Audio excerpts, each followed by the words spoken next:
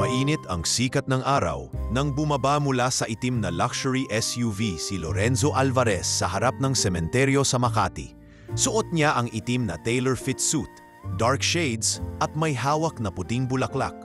Sa kanyang tabi, tahimik na nakaabang ang batang si Lucas, 4 na taong gulang, suot ang maliit na barong.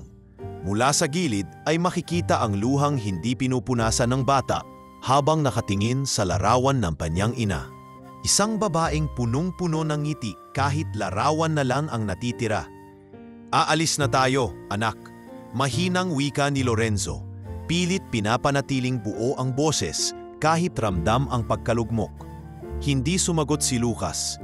Nakapipig lang siya sa lapida. Lumipas na ang 3 araw mula nang mailibing si Cassandra, ang yumaong asawa ni Lorenzo, na nasawi sa isang car accident. Hindi na niya naabutan ang huling hininga nito sa ospital. Abala siya noon sa isang corporate merger meeting sa Singapore at hindi na siya nakauwi sa oras. Simula noon, ramdam niyang hindi na siya ganong kakumpleto bilang tao, lalo na bilang ama. Pag-uwi nila sa mansyon, naging tahimik ang buong paligid. Wala nang halakhak ni Cassandra. Wala na ring maingay na kwento tuwing hapunan. Ang mansyon ay naging parang museo. Malaki, elegante, pero malamig at walang buhay. Sa kabila ng lungkot, hindi nagpatinag si Lorenzo sa mga responsibilidad niya bilang CEO ng Alvarez Holdings. Ilang araw lang ang pagitan ng libing, bumalik na agad siya sa opisina. Conference calls, business meetings at investor events.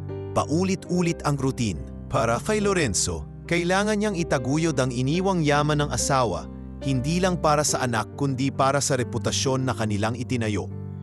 Pero habang abala siya sa pagtatag ng negosyo, naiwan si Lucas sa mansyon. Tahimik at palaging nakaupo sa may bintana ng silid niya, pinagmamasdan ng hardin kung saan dati silang naglalaro ng kanyang ina. "Si Lorenzo," tawag ni Yaya Loring isang hapon. "May bagong kasambahay na po tayong dumating. Si Rowena po, taga Bicol." "Bahala na kayo riyan," tugon niya habang hawak ang telepono at abalang-abala sa conference call. "Basta maayos ang trabaho, okay lang." Si Rowena ay isang 22 na dalagang morena, may malalambing na mata, tahimik ang kilos at halatang hindi sanay sa marangyang paligid. Galing siya sa isang maliit na barangay sa Sorsogon at pumunta ng Maynila para magtrabaho dahil na-diagnose ng chronic kidney disease ang kanyang ina. Kailangan nila ng pera at tinanggap niya ang trabahong inalok ng kaibigan ng kanyang tiyahin bilang kasambahay sa isang mayamang pamilya. Noong una, hindi agad siya napansin sa mansyon. Hindi siya palaimik at madalas ay sumasabay lang sa utos ni Yaya Loring at ng mga senior staff. Pero minsan, isang gabi, nakita niya si Lucas na nag-iisa sa kusina, hindi kumakain ng hapunan. "Ay, Kuya Lucas, gusto mo po ng sopas?" tanong niya. Dahan-dahan ang tono para hindi matakot ang bata. Hindi sumagot ang bata pero tumango ito. Mabilis niyan ininit ang sopas at pinainom ito kay Lucas gamit ang maliit na kutsarita. "Masarap po?" tanong niya. Bahagyang ngumiti ang bata at tumango ulit. Mula noon, naging parte ng routine ni Lucas si Rowena. Hindi siya yaya, hindi ring guro. Isa lang siyang tahimik na presensya na palaging handang tumulong kapag kinakailangan. Lumipas ang ilang linggo, naging mas malapit si Lucas kay Rowena. Tuwing hapon, habang ang ibang mga kasambahay ay abala sa paglilimis, si Rowena ay palihim na gumagawa ng simpleng laruan gamit ang karton o plastik na bote. Isang hapon, nakagawa siya ng maliit na robot na gawa sa recycled materials. Inabot niya ito kay Lucas. "Hindi po ito mamahalin, pero akin pong gawa. Para po sa'yo." Ngumiti si Lucas at sa kauna-unahang pagkakataon, sumagot, "Salamat." Hindi ito nakaligtas sa ilang kasambahay na matagal nang nasa mansyon. Si Yaya Loring ay nagtataas na ng kilay. "Napapansin mo ba yan si Rowena? Kung makadikit sa bata parang ina." Bulong niya sa isang hardinero. "Baka sinusubukan niyang sumipsip." Pero si Rowena walang pakialam sa chismis. Ang gusto lang niya ay mapasaya ang batang halatang sabik sa atensyon. Isang gabi, habang nasa kwarto si Lorenzo, may narinig siyang tawa mula sa silid ng anak. Napabuntong hininga siya. Ngayon lang ulit ako nakarinig ng tawa niya, bulong niya sa sarili. Lumapit siya at sumilip sa pinto. Sa loob, nakita niya si Lucas na natutuwang tinuturuan ni Rowena kung paano gumuhit ng bituin gamit ang Crayola. Yan po, parang sinag ng araw, ganyan po gawin, paliwanag ni Rowena.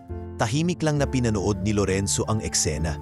Hindi siya pumasok. Umalis siya at bumalik sa silid, pero may bumabagabag na tanong sa kanya. Bakit parang mas nakangiti ang anak niya sa piling ng isang simpleng babae kaysa sa kanya? Mula sa araw na iyon, hindi niya na matanggal sa isip ang eksenang iyon. Habang siya'y nagpapanggap na abala sa mga business proposal at market reports, isang simpleng tagpo ang unti-unting gumugulo sa loob niya. Ang anak niya at ang simpleng maid na tila nakahanap ng daan patungo sa puso nito. Simula nang madalas na makasama ni Yugas si Rowena, unti-unti na ring nagbago ang kilos ng bata. Dati ay palaging nakatungo, hindi umiimik at ayaw makisalamuha sa ibang tao, lalo na sa mga bago sa kanya. Pero ngayon, may mga araw nang tatawa ito at mas madalas na siyang makikitang nakatingin sa mga bagay na dati wala siya sa interes. Mahilig na siyang gumuhit ng simpleng larawan. Kadalasan ay pamilya, isang ama, isang bata at isang babaeng may mahaba at tuwid na buhok. Si Rowena iyon. Lucas, bakit ang dami mong ginuguhit na babae na may hawak na kutsara? Tanong ng guro niya sa preschool isang araw. Bakit po? Sagot ni Lucas habang patuloy na nilalagyan ng kulay ang kanyang drawing. Yan si Ate Rowena. Siya ang gumagawa ng sopas ko kapag hindi ako kumakain. Napangiti ang guro at isinulat ito sa progress report ng bata.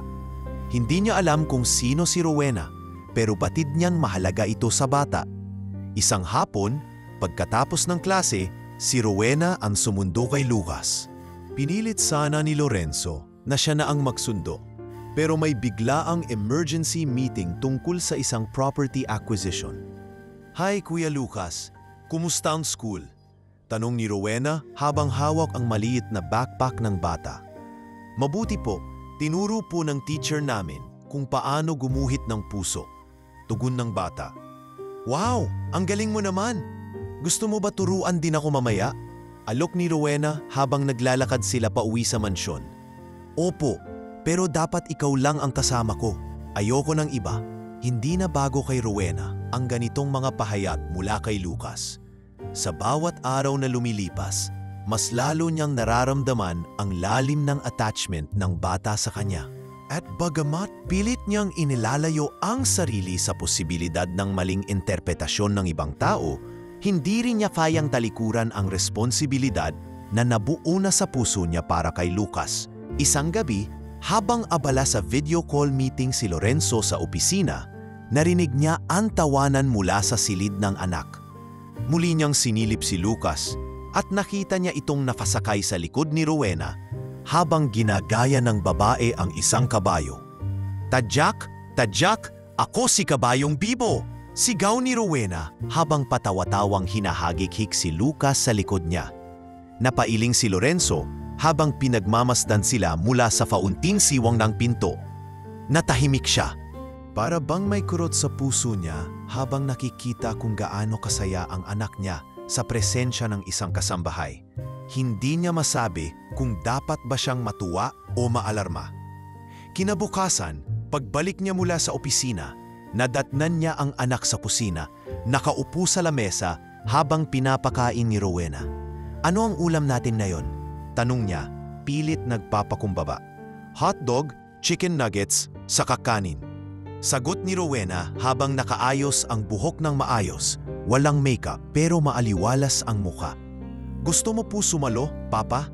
Tanong ni Lucas, tila may pag-asa sa boses. Huwag muna anak, may dadaanan pa ako, pero salamat sa alok. Sabay halik niya sa noo ng bata. Pagkaalis niya sa kusina, saglit siyang natigilan.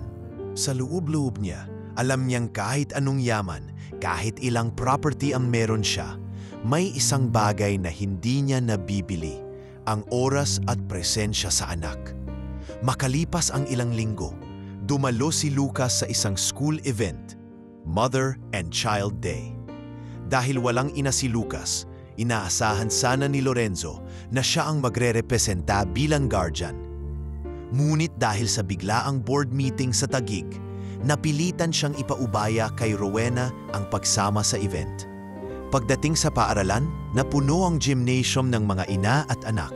May ilan na sosyal, may ilan na simpleng bihis, pero lahat ay masaya.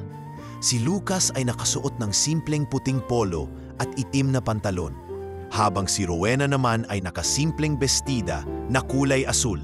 Bitbit ang isang maliit na lunch bag. "Lucas, ito po ba ang nanay mo?" tanong ng isang kaklase habang sabay-sabay silang naghihintay sa linya para sa games. "Hindi po. Siya si Ate Rowena, pero siya na rin ang nanay ko ngayon," sagot ni Lucas nang walang alinlangan. Napalingon si Rowena, natigilan at hindi alam kung matatawa o maluluha. Pag-uwi nila ng hapon na iyon, may bitbit si Lucas na certificate, Best Teamwork sa Mother and Child Obstacle Race. "Saan natin ilalagay ang award mo, anak?" tanong ni Lorenzo nang makauwi na. "Sa room po namin ni Ate Rowena," sagot ng bata, sabay takbo paakyat. Muli, napangiti si Lorenzo pero may bahid ng pagkalito sa damdamin. May bagay na tila unti-unting binabago sa kanya ang relasyong ito ng anak niya sa isang kasambahay. Kinagabihan, habang natutulog na ang bata, tinanong niya si Rowena sa kitchen habang nagliligpit ito ng pinagkainan. "Salamat sa pagdala kay Lucas sa event kanina," sabi niya. "Wala pong anuman, sir. Masaya naman po si Lucas," sagot ni Rowena, hindi makatingin ng diretsyo. "Napapansin kong malapit na talaga siya sa'yo," seryoso niyang wika. "Bata pa po siya, sir. Siguro dahil ako ang palagi niyang kasama," sagot ng dalaga, pero alam nilang pareho na hindi iyon ang simpleng dahilan. Hindi lang basta kasama. Sa puso ni Lucas, may lugar na hindi kayang punan ng ama, at si Rowena ang naupo sa upuang iyon. Dahan-dahan, hindi sadya, pero buong puso, at sa bawat araw na lumilipas, lalong lumalalim ang relasyong hindi inaasahan at mas lalo ring lumalayo ang bata sa ama na abala sa lahat. Maliban sa kanya, lumipas ang 2 taon mula nang yumao si Cassandra. 2 taon ding abala si Lorenzo sa pag-expand ng imperyo ng kanilang negosyo. Ang dating lokal na real estate firm ay naging multinational. May sangay sa Hong Kong, Singapore at Dubai. Sa mata ng mundo, siya ay matagumpay. Isang huwarang negosyante, isang prime mover sa industriya. Ngunit sa mata ng kanyang anak, si Lorenzo ay isang aninong dumadaan sa bahay. Umaalis bago mag-almusal at bumabalik habang tulog na ang bata. Si Lucas ay 6 na taong gulang na ngayon. Malapit na itong pumasok sa grade 1. Sa panlabas, isa siyang masayahing bata, palakaibigan at matalino. Ngunit sa loob ng tahanan, may mga gabing nagigising ito sa dilim, umiiyak ng tahimik habang nakayakap sa isang lumang stuffed toy, ang laruan na binili ng yumaong ina noong siya ay sanggol pa lamang. Sa panahong iyon, si Rowena na ang nagpatuloy sa halos lahat ng responsibilidad sa pagpapalaki sa bata. Siya ang gumigising tuwing umaga upang ihanda ang uniforme ni Lucas. Siya ang naghahatid at sumusundo sa eskwelahan. Siya rin ang gumagawa ng takdang aralin ng bata. At siya ang nagpapaligo, nagpapakain at nagbabasang kwento tuwing gabi. "Rowena, gusto mo ba ako turuan magbasa ng cursive?" tanong ni Lucas isang gabi habang nakahiga sa kama. "Oo naman, kuya, pero dahan-dahan lang ha. Hindi minamadali ang ganyang bagay," sagot ni Rowena habang kinukuskus ang buhok ng bata. "Pero gusto ko matutunan agad para mapadala ko kay Papa yung sulat ko." Baka po doon siya matuwa, mahina niyang dagdag. Hindi agad nakasagot si Rowena. Lumingon siya sa gilid at pinilit ngumiti. Hindi niya masabi sa bata na ang kanyang ama ay halos wala ng oras upang basahin man lang ang sulat ng sarili niyang anak. Isang gabi, habang nagdi-dinner ang mga kasambahay sa kusina, nagbukas ng usapan si Loring. "Ano ba naman yan si Sir Lorenzo? Akala mo naman wala ng anak sa bahay?" Kung hindi meeting, gala o preskon, iti sana nagpinata na lang. Huwag naman po ganyan, Manang Loring. Sabat ni Rowena, tahimik pero may tinig ng pagtatanggol. Siguro po nahihirapan din siya. Lalaki po kasi siya. Baka hindi niya lang alam paano mag-alaga. Alaga, tumaas ang kilay ni Loring. Anak niya yon. Dugot laman niya. Ikaw ngang hindi mo kadugo. Ikaw pa yata ang tunay na nanay ng bata. Napayuko si Rowena. Ayaw niyang marinig ang ganoong bagay. Pero hindi rin niya matanggihan ang katotohanang unti-unti na ring nahulog ang loob niya kay Lucas. Hindi bilang isang alaga, kundi bilang isang anak na minahal niya nang hindi niya namamalayan. Samantala, si Lorenzo ay kasalukuyang nasa Hong Kong kasama ang mga board members ng kumpanya para sa isang groundbreaking project. Sa hotel room, habang hawak ang isang baso ng whiskey, binuksan niya ang kanyang email. Doon niya nakita ang mensahe mula sa principal ng eskwelahan ni Lucas. Subject: Regarding Lucas Alvarez's parent-child activity. Binasa niya ang maikling mensahe na nagsasabing malapit na ang Parent-Child Sports Day ng eskwelahan at inaasahan ang presensya ng mga magulang. Isang simpleng event para sa bonding ng mga bata sa kanilang magulang. Napahawak si Lorenzo sa sentido. Ilang taon na ba siyang hindi uma-attend sa kahit anong school event ng anak?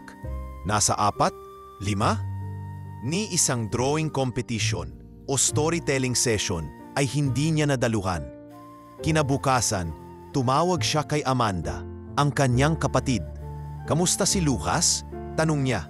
Masaya naman, pero tahimik. Lagi lang kasama yung kasambahay ninyo. Si Rowena ba, pangalan nun?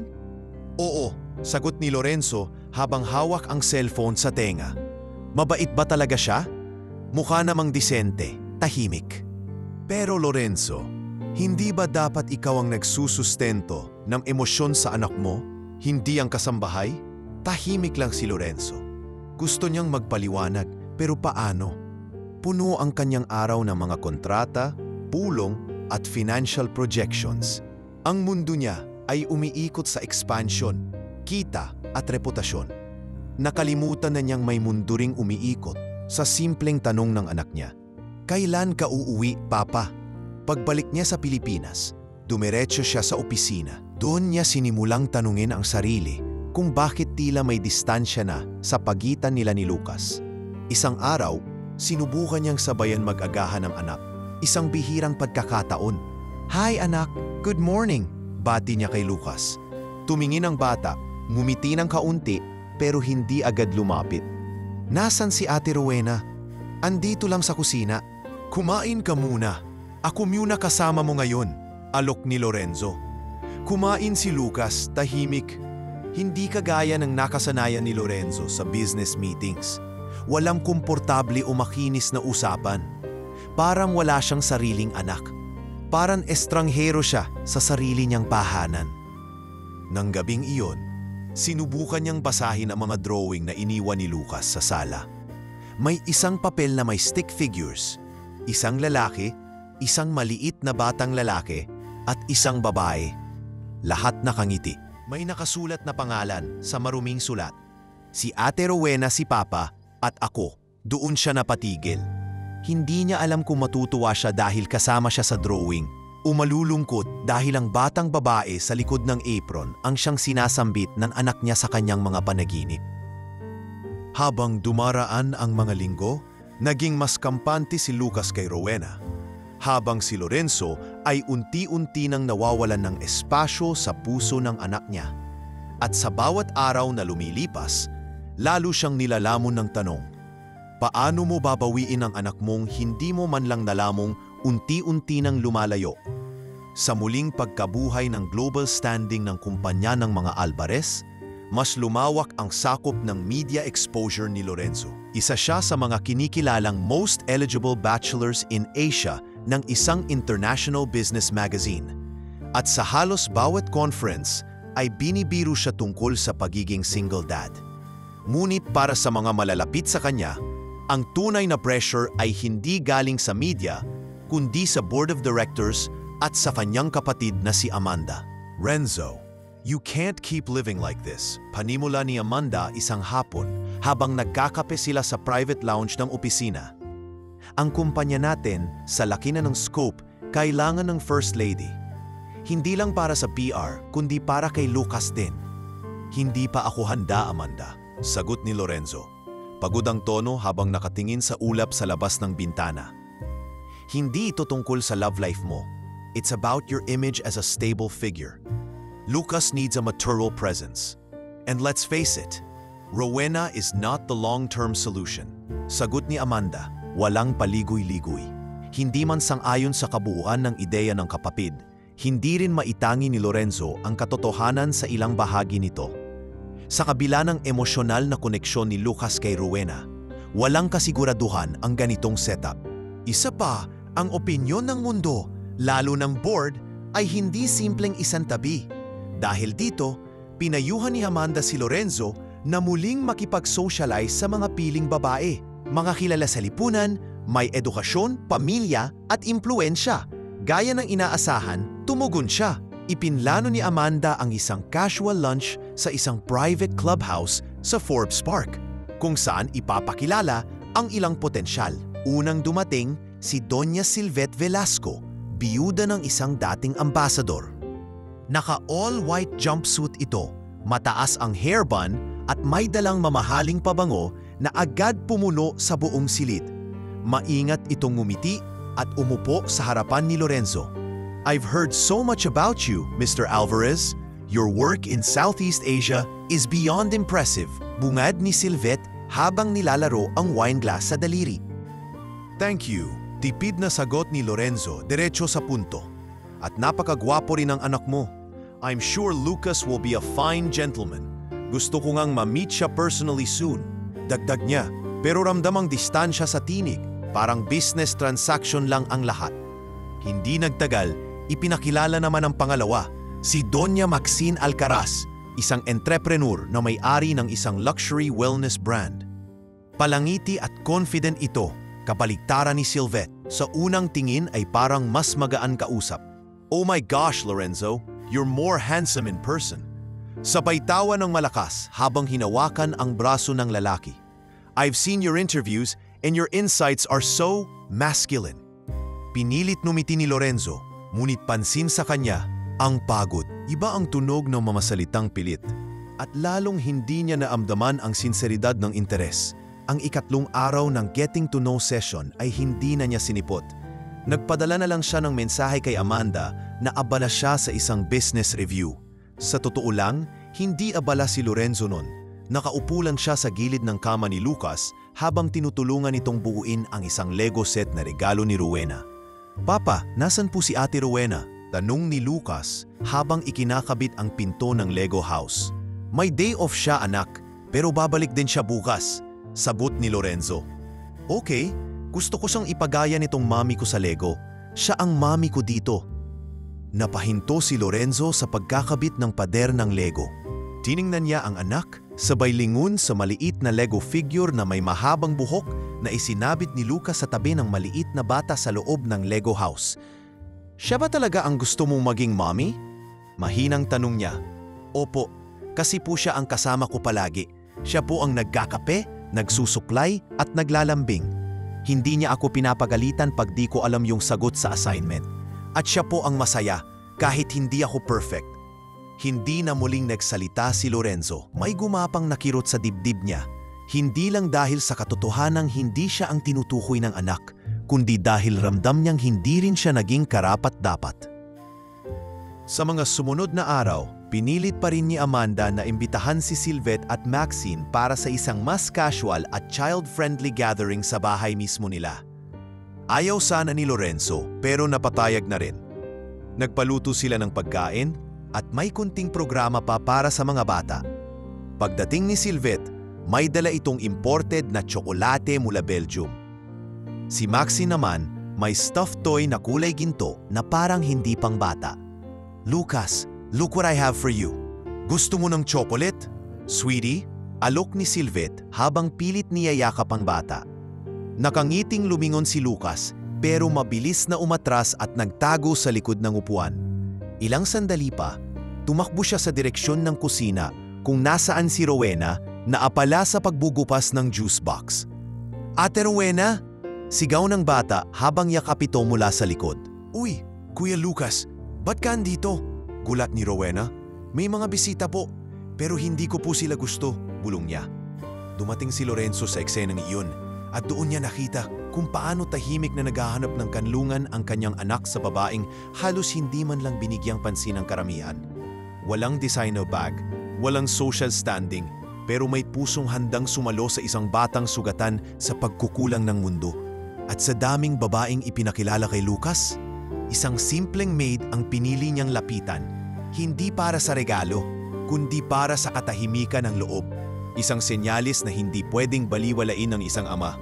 Mula nang mangyari ang hindi inaasahang eksenang iyon sa kusina, mas lalong naging malinaw kay Lorenzo kung gaano kalalim na ang naging ugnayan ni Lucas kay Rowena. Bagamat hindi ito direktang ipinapakita ng bata sa harap ng ibang tao, sa bawat kilos at galaw nito ramdam ang pagkalingat, pagkaka-comfort niya sa presensya ni Rowena. Isang bagay na ni minsan ay hindi na ibigay ng kahit isa sa mga donyang ipinakikilala ni Amanda. Isang umagang malamig ang simoy ng hangin, may lagnat si Lucas. Hindi matanggal ni Rowena ang pan-aalala habang hawak ang thermometer na kanina pa paulit-ulit niyang sinusubukan. Nasa 38 temperatura ng bata. Hindi ganun kataas pero hindi rin biro.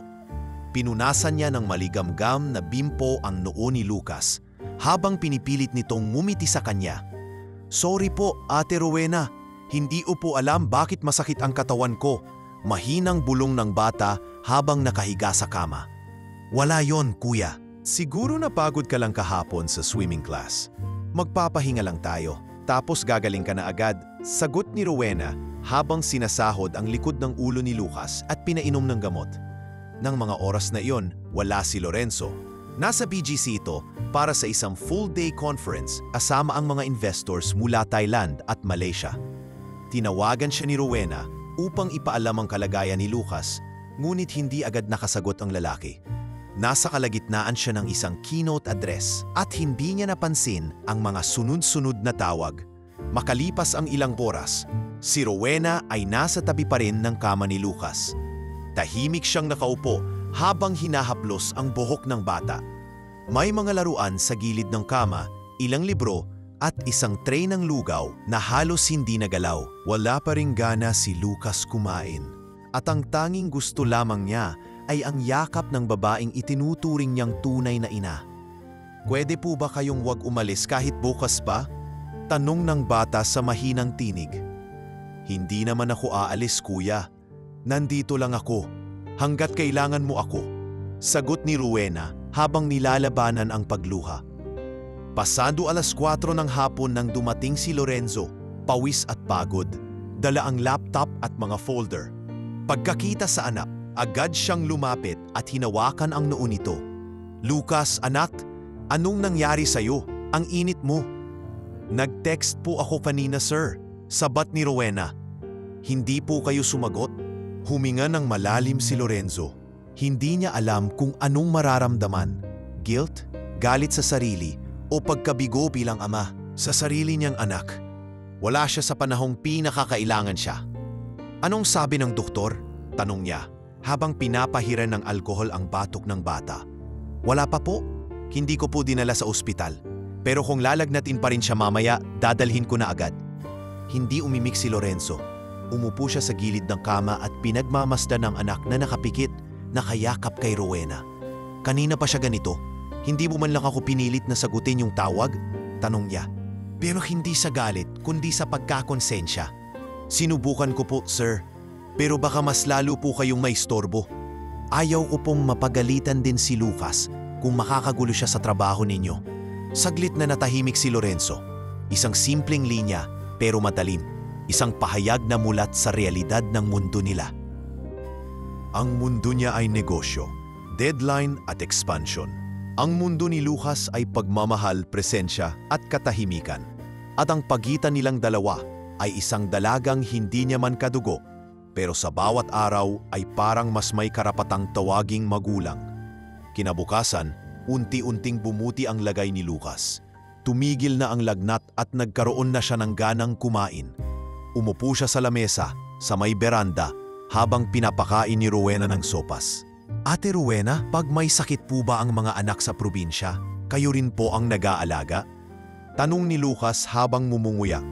Opo kuya, lalo na po pag si mama ko noon ang may sakit. Ako po ang tagabantay. Pero ngayon, ako naman ang bantay sa'yo.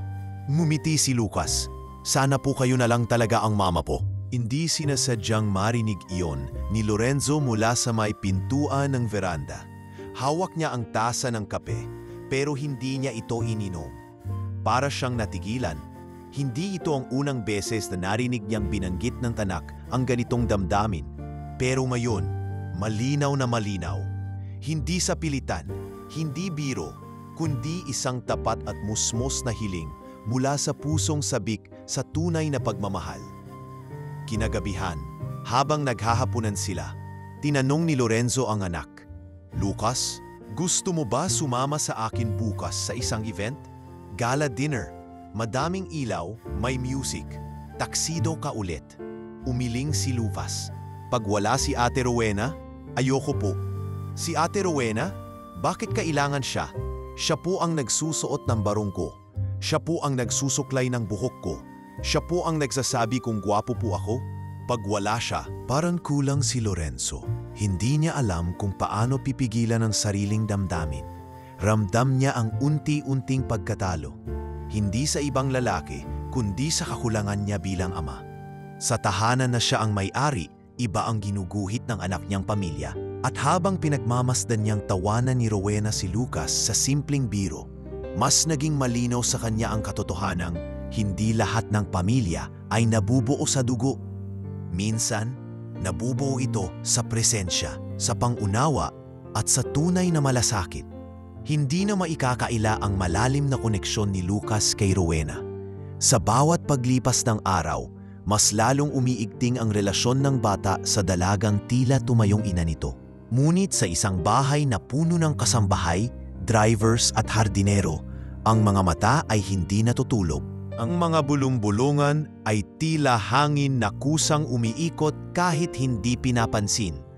At sa likod ng bawat ngiti at pagbati, may mga matang puno ng selos at inggit. "Ay nako, tingnan mo na lang yang si Rowena," bulong ni Yaya Luring sa kasamang hardinera habang naglalampaso sa veranda. Kung makayakap si Lucas, parang siya na talaga ang ina. Abay, baka mamaya, siya na rin ang misis. Napatawa ang hardinera pero agad ding tumahimik. Hindi lingid sa kanila ang pagiging malapit ni Rowena kay Lorenzo at Lucas. Sa totoo lang, hindi naman masama ang ginawa ng dalaga. Sa maraming pagkakataon, si Rowena ang sumasalo sa responsibilidad na hindi kayang gampanan ng iba, lalo na ng sariling ama ng bata. Ngunit sa mga matang malisyoso, ang pagiging mabuti ay laging may kapalit na hinala. Isang hapon, habang naghahanda si Rowena ng merienda para kay Lucas, biglang lumapit si Yaya Loring. "Rowena, baka nakakalimot ka ha. Mild lang tayo rito. Huwag masyadong feeling close." Sabay ngiting hindi mo alam kung insulto o paalala. Napalingon si Rowena. "Wala po akong intensyon na lumagpas sa tungkulin ko, Manang." Sa ginagawa mong yan, parang ikaw na ang tagapagmana ng bata," sagot ni Loring, kasabay ng pagtingin mula ulo hanggang paa ni Rowena. Hindi na nagsalita pa si Rowena. Bagkus, itinuloy na lamang niya ang ginagawa at sinikap na huwag patulan ang mga pahayag ng matanda. Sa totoo lang, matagal na niyang nararamdaman ang malamig na pakikitungo ng ilan sa mga kasambahay. Lalo na tuwing may bisita, si Rowena ang una at huling binabanggit ni Lucas sa mga kwento niya. Isang gabi, may dumating na bisita si Lorenzo, isang business associate na may kasamang asawa at anak. Sa gitna ng masiglang usapan, biglang lumapit si Lucas at humawak sa palda ni Rowena. "Ma, Ate Rowena, pwede mo po akong bigyan ng juice?" Nang marinig yun ng asawa ng bisita, napalingon ito at bahagyang nagtaka. "Siya ba ang nani ng anak mo, Lorenzo?" Yes, siya ang nag-aalaga kay Lucas," tipid na sagot ng bilyonaryo habang hawak ang wine glass. Napangiti ang babae pero halatang may pinipigil na opinyon. At nang makaalis na sila, naiwan kay Lorenzo ang isang mabigat na komento. Ang masyadong malapit sa kasambahay, minsan hindi nakakabuti sa image, Lorenzo. You're a public figure. Be careful. Babala ng bisitang babae bago sumakay ng sasakyan. Kinabukasan, pinatawag ni Lorenzo si Rowena sa study room. Tahimik itong pumasok, may halong kaba sa dibdib. "Sir?" Mahinahong tanong ni Rowena. Nagtagal bago sumagot si Lorenzo. Tinitigan muna niya ang dalaga, parang sinusukat ang isasagot bago magsalita. "May mga naririnig akong komento, Rowena, tungkol sa sobrang lapit mo kay Lucas." Hindi na nagulat si Rowena. Matagal na niyang inaasahan na darating ang araw na ito. "Kung may mali po akong nagawa, sir, humihingi po ako ng paumanhin. Hindi ko po intensyong lampasan ang pagiging kasambahay," sagot ni Rowena. Diretso pero may tinig ng lungkot. "Hindi ko sinasabing may mali kang ginawa. Pero baka kailangan nating bawasan ang attachment. Baka lumalampas na sa dapat." Saglit na natahimik ang silid. "Sa tingin niyo po ba mali ang magmahal sa batang kulang sa atensyon ng ama?" Tanong ni Rowena, hindi bilang pagsuway kundi bilang isang tahimik na hinaing. Hindi agad nakasagot si Lorenzo. Alam niyang may tama ang sinabi nito. Pero sa mata ng lipunan, sa mata ng board members, sa mata ng mga elitista, may mali kung bakit isang maid ang tila naging ina ng anak ng isang bilyonaryo. Paglabas ni Rowena ng study room, tila may bumigat sa dibdib niya. Simula noon, dahan-dahan niyang binawasan ang paglapit kay Lucas. Hindi na siya sumasabay sa hapunan, hindi na siya ang naghahatid sa school, at hindi na siya ang tagapagbasa ng kwento tuwing gabi. Ramdam ni Lucas ang pagbabagong iyon. Isang gabi, habang pilit na binabasa ni Lorenzo ang bedtime story sa anak, biglang humikbi si Lucas. "Ayoko na po, Papa. Ayoko ng ganito." "Bakit, anak? Si Ate Rowena po ang gusto kong magbasa. Hindi ikaw. Hindi ka marunong magkwento na may boses-boses." Pilit ngumiti si Lorenzo, pero tinamaan siya ng matalim na katotohanan. Tinabihan niya ang anak at niyakap ito. "Kahit minsan lang, anak, subukan mong tanggapin na kahit hindi ako si Ate Rowena, mahal din kita." Hindi sumagot si Lucas. Sa halip, tumagilid ito at sa malamlam na ilaw ng kwarto, kumatak ang isang luha mula sa kanyang mata. Sa murang isipan, hindi niya maintindihan kung bakit biglang lumayo ang taong naging liwanag niya sa mga panahong madilim. At sa kabilang bahagi ng bahay, sa isang simpleng kwarto ng kasambahay, nakahiga si Rowena, nakapipig sa kisame, pilit pinipigil ang luhang matagal na niyang gustong ibuhos. Hindi dahil sa paninira ng iba, kundi dahil sa sakit ng paglayo sa batang minahal na niya na parang sariling anak. Simula ng kusang lumayo si Rowena kay Lucas, naging parang abandonadong bahay ang pakiramdam ng buong mansyon. Oo, nandun pa rin ang mga chandeliers, ang marble flooring at ang malamig na hangin ng centralized air conditioning. Ngunit wala na ang ingay ng halakhak ni Lucas tuwing gabi. Wala na ang kwentuhan nila sa gilid ng veranda habang humihigop ng gatas. At wala na ang mga kwentong may boses-boses tuwing bedtime. Si Rowena ay bumalik sa kanyang normal na mga gawain. Paglilinis, paghahanda ng pagkain, at pagtulong sa mga gawain sa kusina. Hindi na siya umaakyat sa silid ni Lucas maliban na lang kung kailangan talaga. Umiwas siya sa pagkakataong baka masaktan pa lalo ang bata at ayaw niyang mapagbintangan na sumusobra sa kanyang lugar. Sa isip niya, ito na siguro ang pinakatamang gawin, ang umatras habang maaga pa. Ngunit para kay Lucas, ang pagbabagong iyon ay parang pagkabunot ng ugat mula sa lupa. Hindi niya maintindihan kung bakit bigla na lamang nagbago ang ihip ng hangin. Minsan ay hinihintay pa rin niyang dumating si Rowena para sabayan siyang mag-agahan, pero iba na ngayon ang naghahain sa kanya. Si Yaya Luring na ngayon ang palaging kasama niya. At kahit anong lambing at pagbibiro ng matanda, hindi ito kapantay ng isang simpleng yakap ni Rowena. "Papa," tanong ni Lucas isang gabi habang magkaharap sila sa hapag. "Yes, anak? May ginawa po ba akong masama kay Ate Rowena?" Natigilan si Lorenzo. Hindi niya inasahan ang tanong na iyon. Sa dami ng mga iniisip niyang negosyo, meeting at public image issues, hindi niya naisip na sa ganitong kabata ay may ganitong kabigat na iniinda. Wala naman, anak. Bakit mo na itanong? Kasi po, hindi na siya lumalapit sa akin. Parang ayaw na niya sa akin. Humigpit ang hawak ni Lorenzo sa kanyang kutsara. Pinilit niyang huwag ipakita sa anak ang pagsisisi. Siya mismo ang may utos noon kay Rowena na bawasan ang attachment. Pero ngayon, nakikita niya ang epekto ng desisyong iyon. Isang anak na muling lumalayo, muling tumatahimik, at muling bumabalik sa pagiging malungkot na bata. Kinabukasan, habang papasok sa opisina, tinawagan ni Lorenzo si Amanda. May time ka ba mamaya? Tanong niya habang nasa loob ng sasakyan. Depende. Bakit? Gusto ko lang sana makausap tungkol kay Lucas tsaka kay Rowena. Nang magkita sila sa isang coffee shop, malapit sa opisina, agad na tinanong ni Amanda, "Anong meron?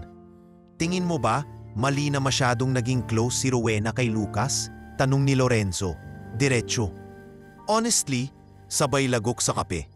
Sa paningin ng mga tao, oo, pero sa paningin ng isang batang naghahanap ng pagmamahal, hindi. Napatingin si Lorenzo sa labas ng salamin. Ramdam kong bumalik sa dati si Lucas. Tahimik, hindi masyadong kumakain. Hindi na rin siya nakikipagkwentuhan. Hindi mo pwedeng alisin agad ang isang taong naging mundo ng anak mo, Renzo.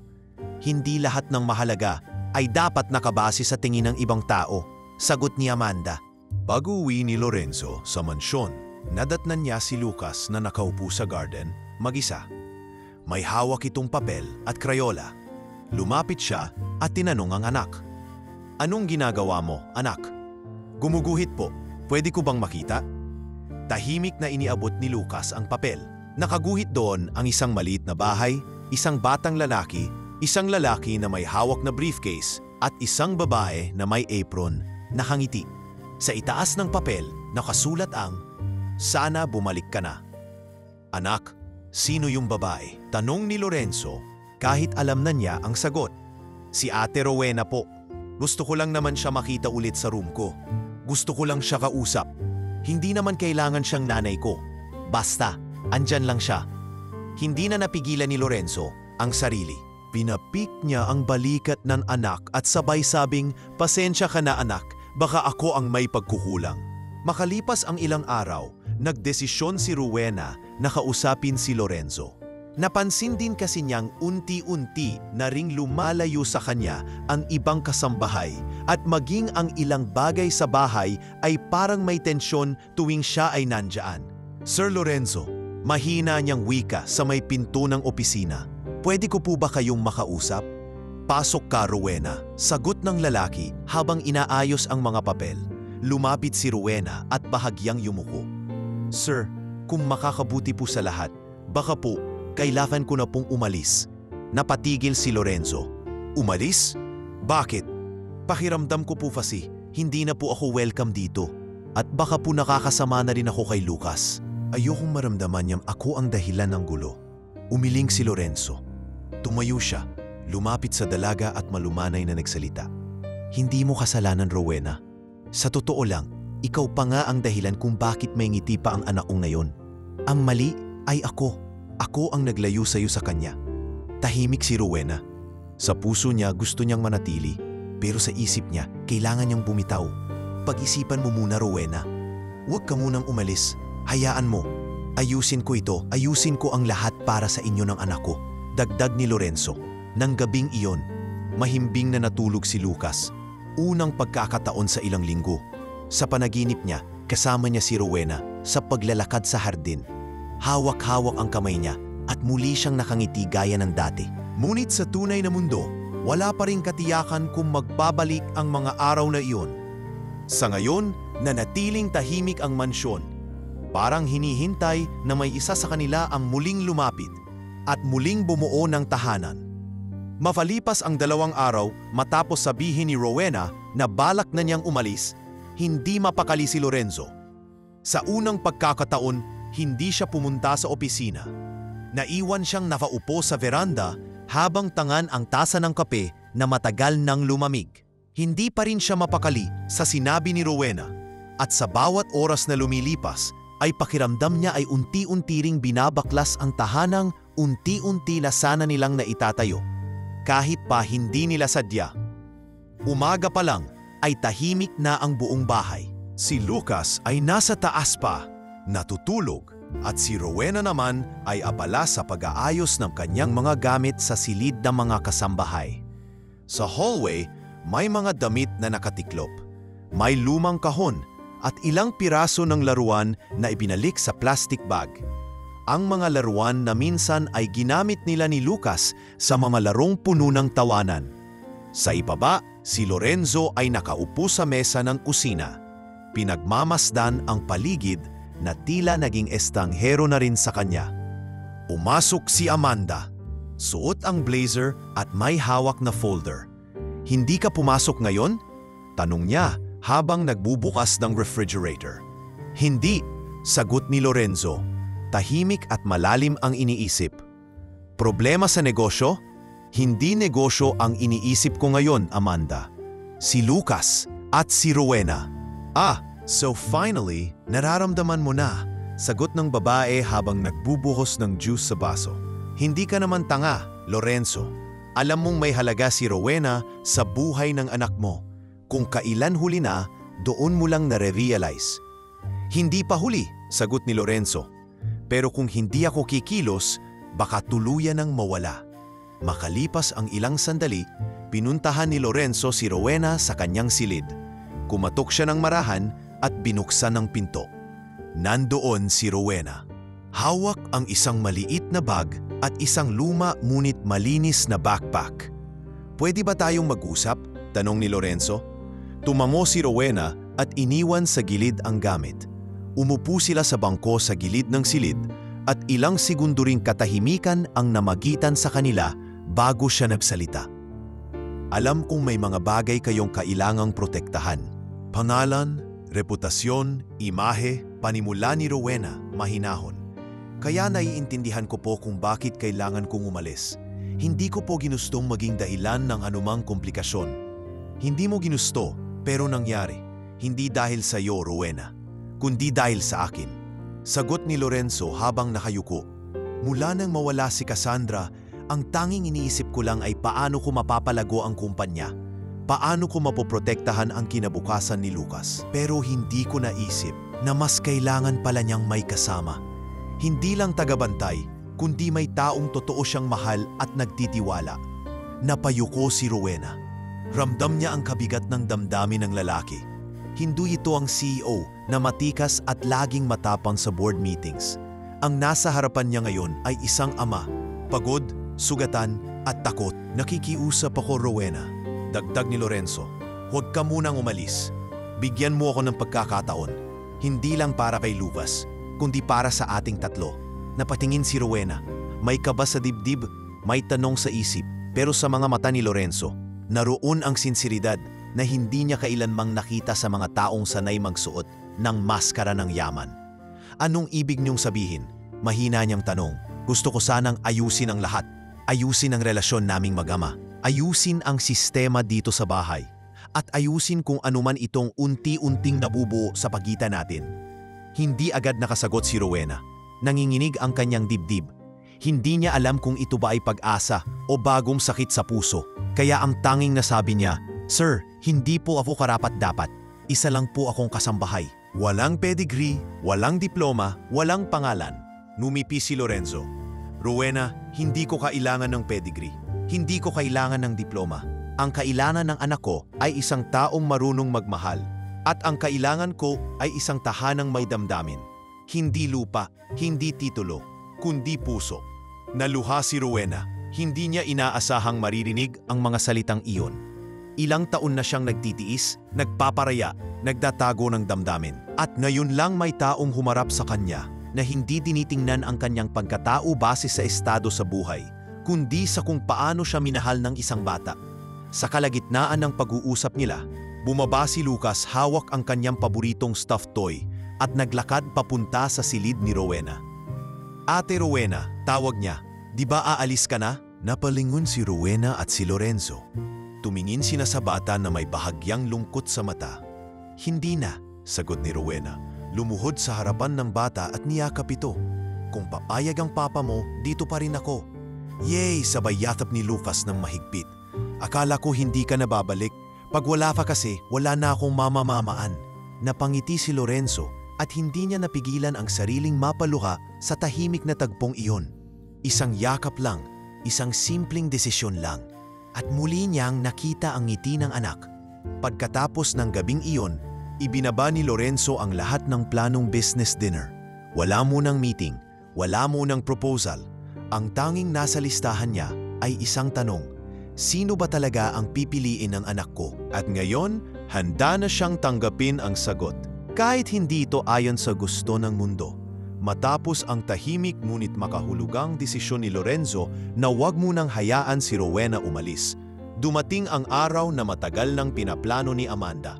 Isang private lunch gathering kung saan ipapakilala muli kay Lucas ang mga babaeng dati nang ipinakilala. Kasama ang bagong pangalan na umano'y bagay raw sa kanila. Ayon kay Amanda, ito ay para raw makilala ni Lucas sa isang mas personal at masayang paraan ang mga posibleng maging bagong ina niya. Hindi naman tinutulan ni Lorenzo ang plano, pero sa isip niya, may bahagi ng araw na ito ang magbabago sa takbo ng kanyang buhay. Sigurado ka bang kailangan pa talaga nito? Tanong ni Lorenzo kay Amanda habang nasa veranda at hinihintay ang catering. Yes, Renzo. You can't keep putting this off. Hindi ito arranged marriage. Isa lang itong lunch.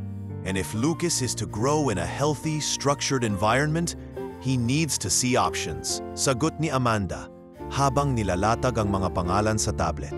Options? Para bang menu? Tugon ni Lorenzo. May halong sarkasmo. Lorenzo, please, sagot ni Amanda. You know what I mean.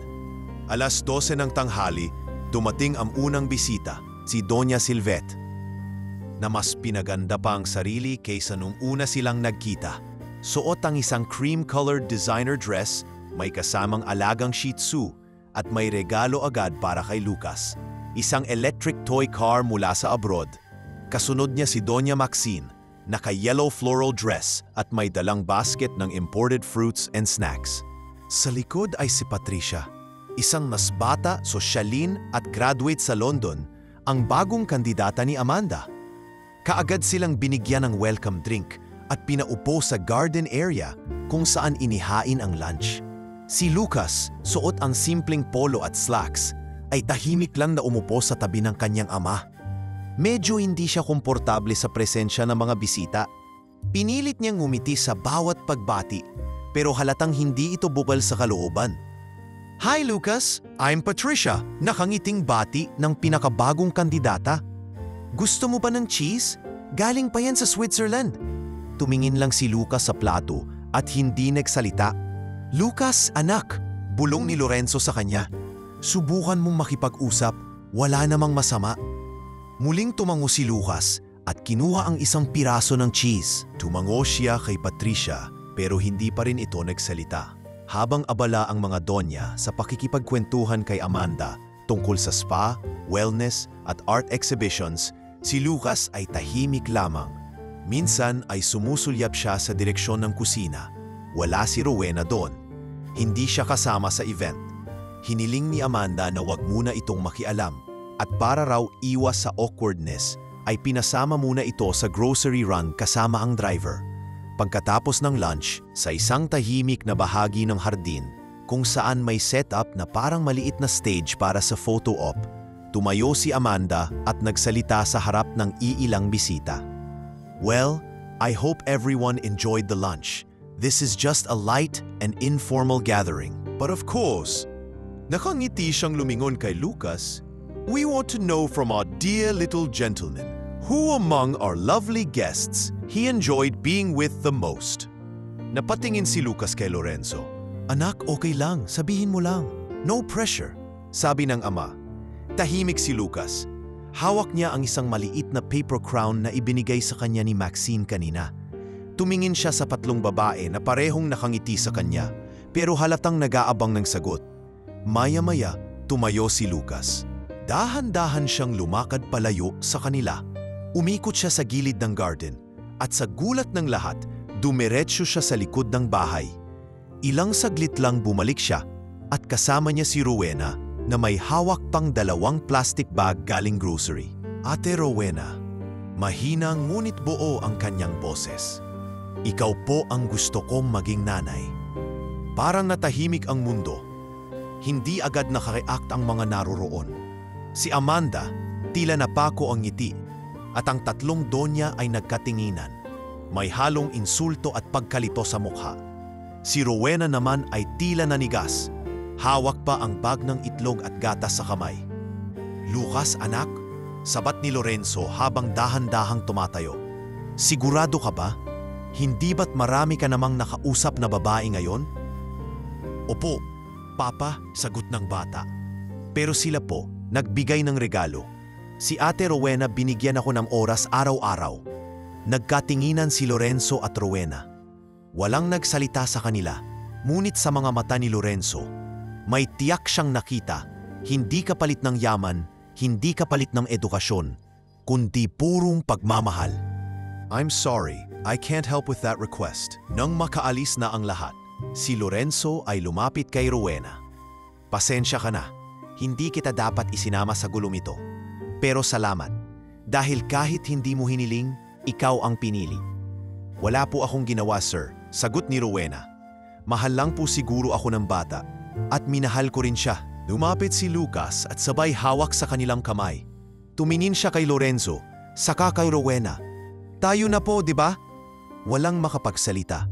Ngunit sa katahimikang iyon, may tugon na hindi kailangan ng salita. Sa wakas, pinili na ng bata kung sino ang tunay na tahanan. Lumipas ang ilang minuto matapos ang eksenang iyon sa harbin. Ngunit tila na natiling naka-freeze ang mga taong nakasaksi. Ang bata ay humarap sa isang tanong ng mga matatanda at sa kanyang payak at inosenteng paraan, siya ang nagbigay ng pinakamalinaw na sagot. Isang sagot na hindi inaasahan at higit sa lahat, hindi inaakala ng marami na siya ay may tapang na bigkasin. Sa loob ng bahay, naupo si Lorenzo sa sala habang si Lucas ay nakasandal sa kanya.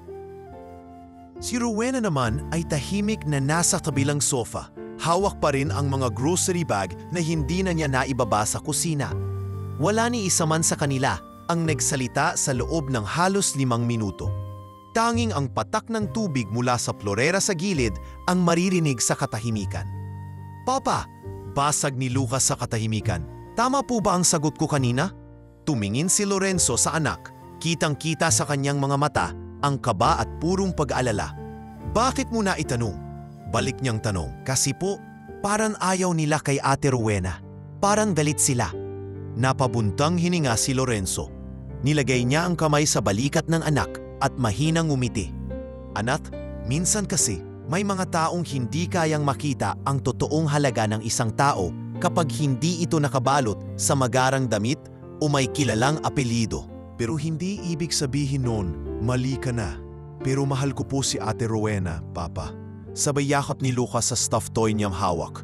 Siya lang po ang laging andyan. Kapag masaya ako, kasama ko siya.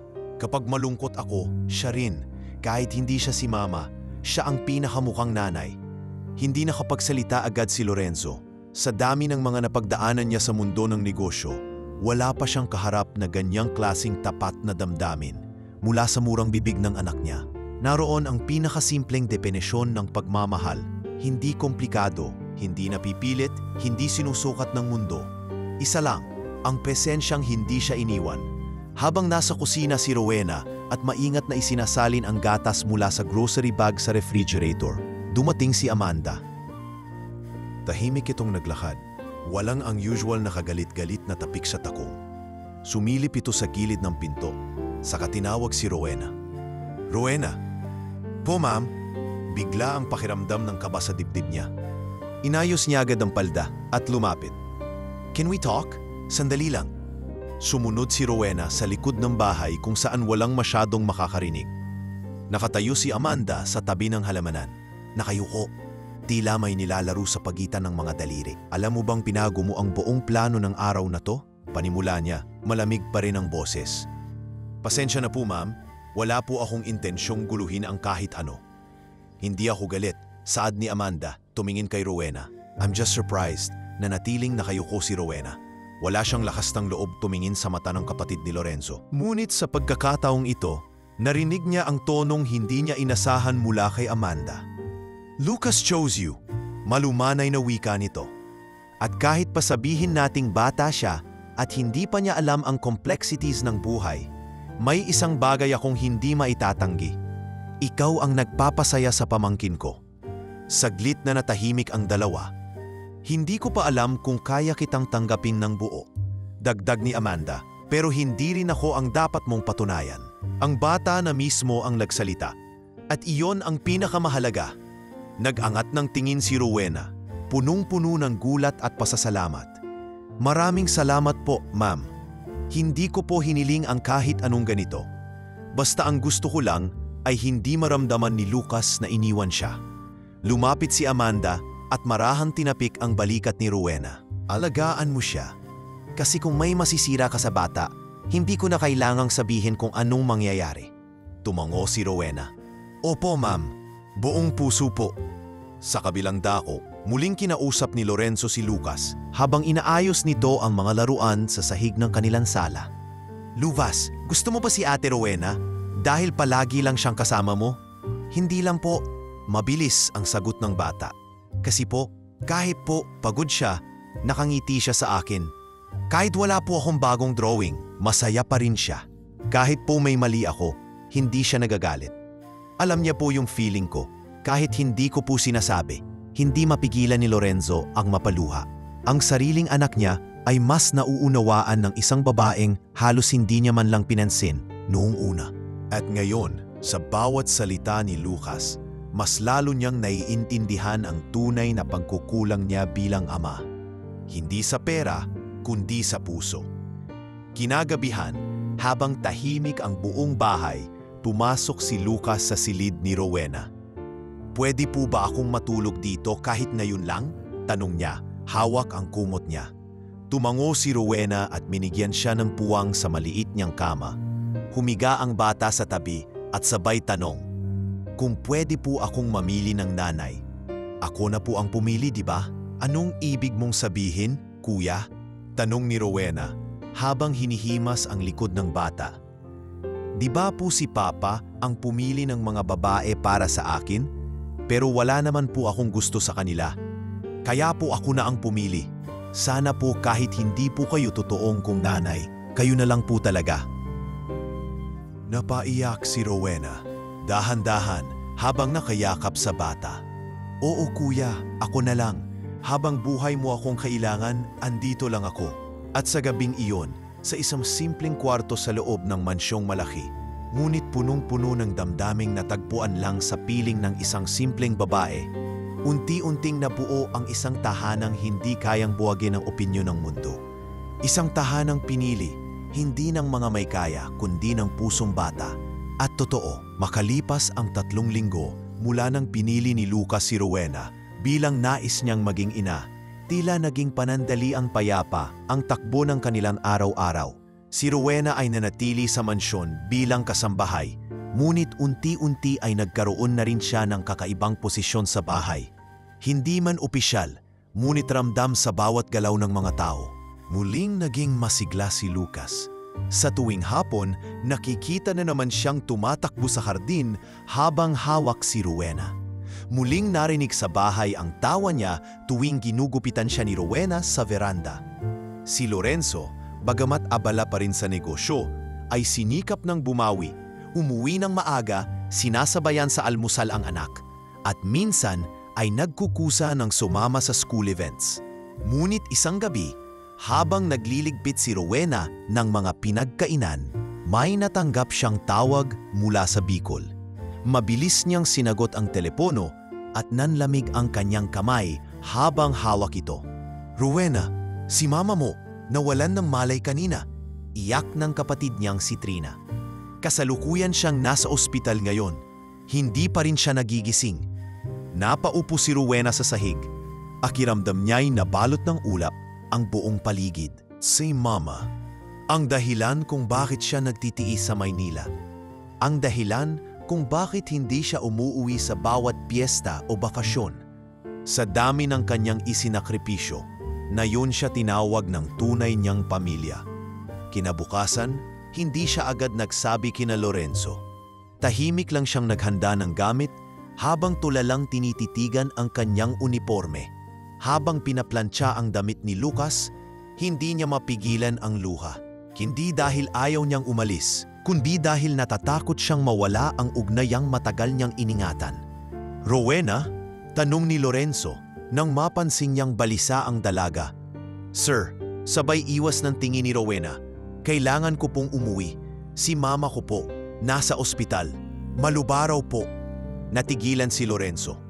"Kailangan mo na sasakyan? Magpapabuik ako ng flight ngayon din." "May ticket na po ako. Umaga po ang alis ko bukas," sagot niya. "Bakit hindi mo agad sinabi?"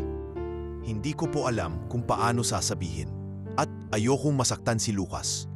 Sinamahan ni Lorenzo si Rowena hanggang labas ng silid. Sa kanyang mukha ay hindi mo mababasa kung may pagdududa o kung may pagtanggap. Ngunit sa loob ng puso niya, may takot na siyang ayaw aminin na baka hindi na bumalik si Rowena. At kung hindi nga, anong mangyayari kay Lucas? Iyon din ang tanong ng bata nang marinig ang balitang aalis si Rowena. "Bakit mo po ako iiwan?" tanong ni Lucas habang nakatayo sa pintuan ng silid nito. Hawak niya ang maliit na bag na madalas nilalaruan nila ni Rowena tuwing gabi. "Hindi kita iiwan, kuya," sagot ni Rowena habang yumuyuko para makapantay sa bata. "Babalik ako, pangako." "Baka hindi ka na bumalik, kagaya ng mama ko." Hindi agad nakasagot si Rowena. Pinunasan niya ang luha ng bata. "Magkaiba kami, babalik ako. Kasi gusto rin kita makitang lumaki. Gusto kitang yakapin sa tuwing umiiyak ka. Gusto kitang gabayan habang lumalaki ka." "Pwede po ba akong sumama?" tanong ni Lucas, umiiyak na. Umiling si Rowena. "Kailangan mo manatili dito kasama si papa mo. Pero palagi kitang iisipin, kuya." Kinabukasan, tahimik ang buong bahay. Wala ang mga alingawngaw ng huni ni Lucas sa umaga. Wala rin ang usual na ingay ng mga kasambahay. Ang natitirang musika ay ang tunog ng maletang hinihila ni Rowena habang inihahatid siya ni Lorenzo sa kotse. Pagpasok niya sa loob ng sasakyan, hindi na niya kinayang tingnan pa si Lucas na nasa veranda, hawak ang kanyang drawing pad. Sa unang pahina ng pad ay guhit ng bahay, isang bata at isang babaeng may hawak na kutsara. Sa gilid ng papel ay may nakasulat, "Babalik ka po, di ba?" Habang papalayo ang sasakyan, napapikit si Rowena. Pilit pinipigilan ang pag-iyak. Sa kabilang banda, si Lucas ay tahimik lamang na nanatiling nakaupo. Hindi kumain buong araw at hindi rin nagsalita. Kinabukasan, sinikap ni Lorenzo na bumawi. Siya na ang naghanda ng almusal. Siya ang naghahapid sa school. Ngunit iba si Lucas ngayon. Tahimik, hindi na gaanong tumatawa at tila wala sa sarili.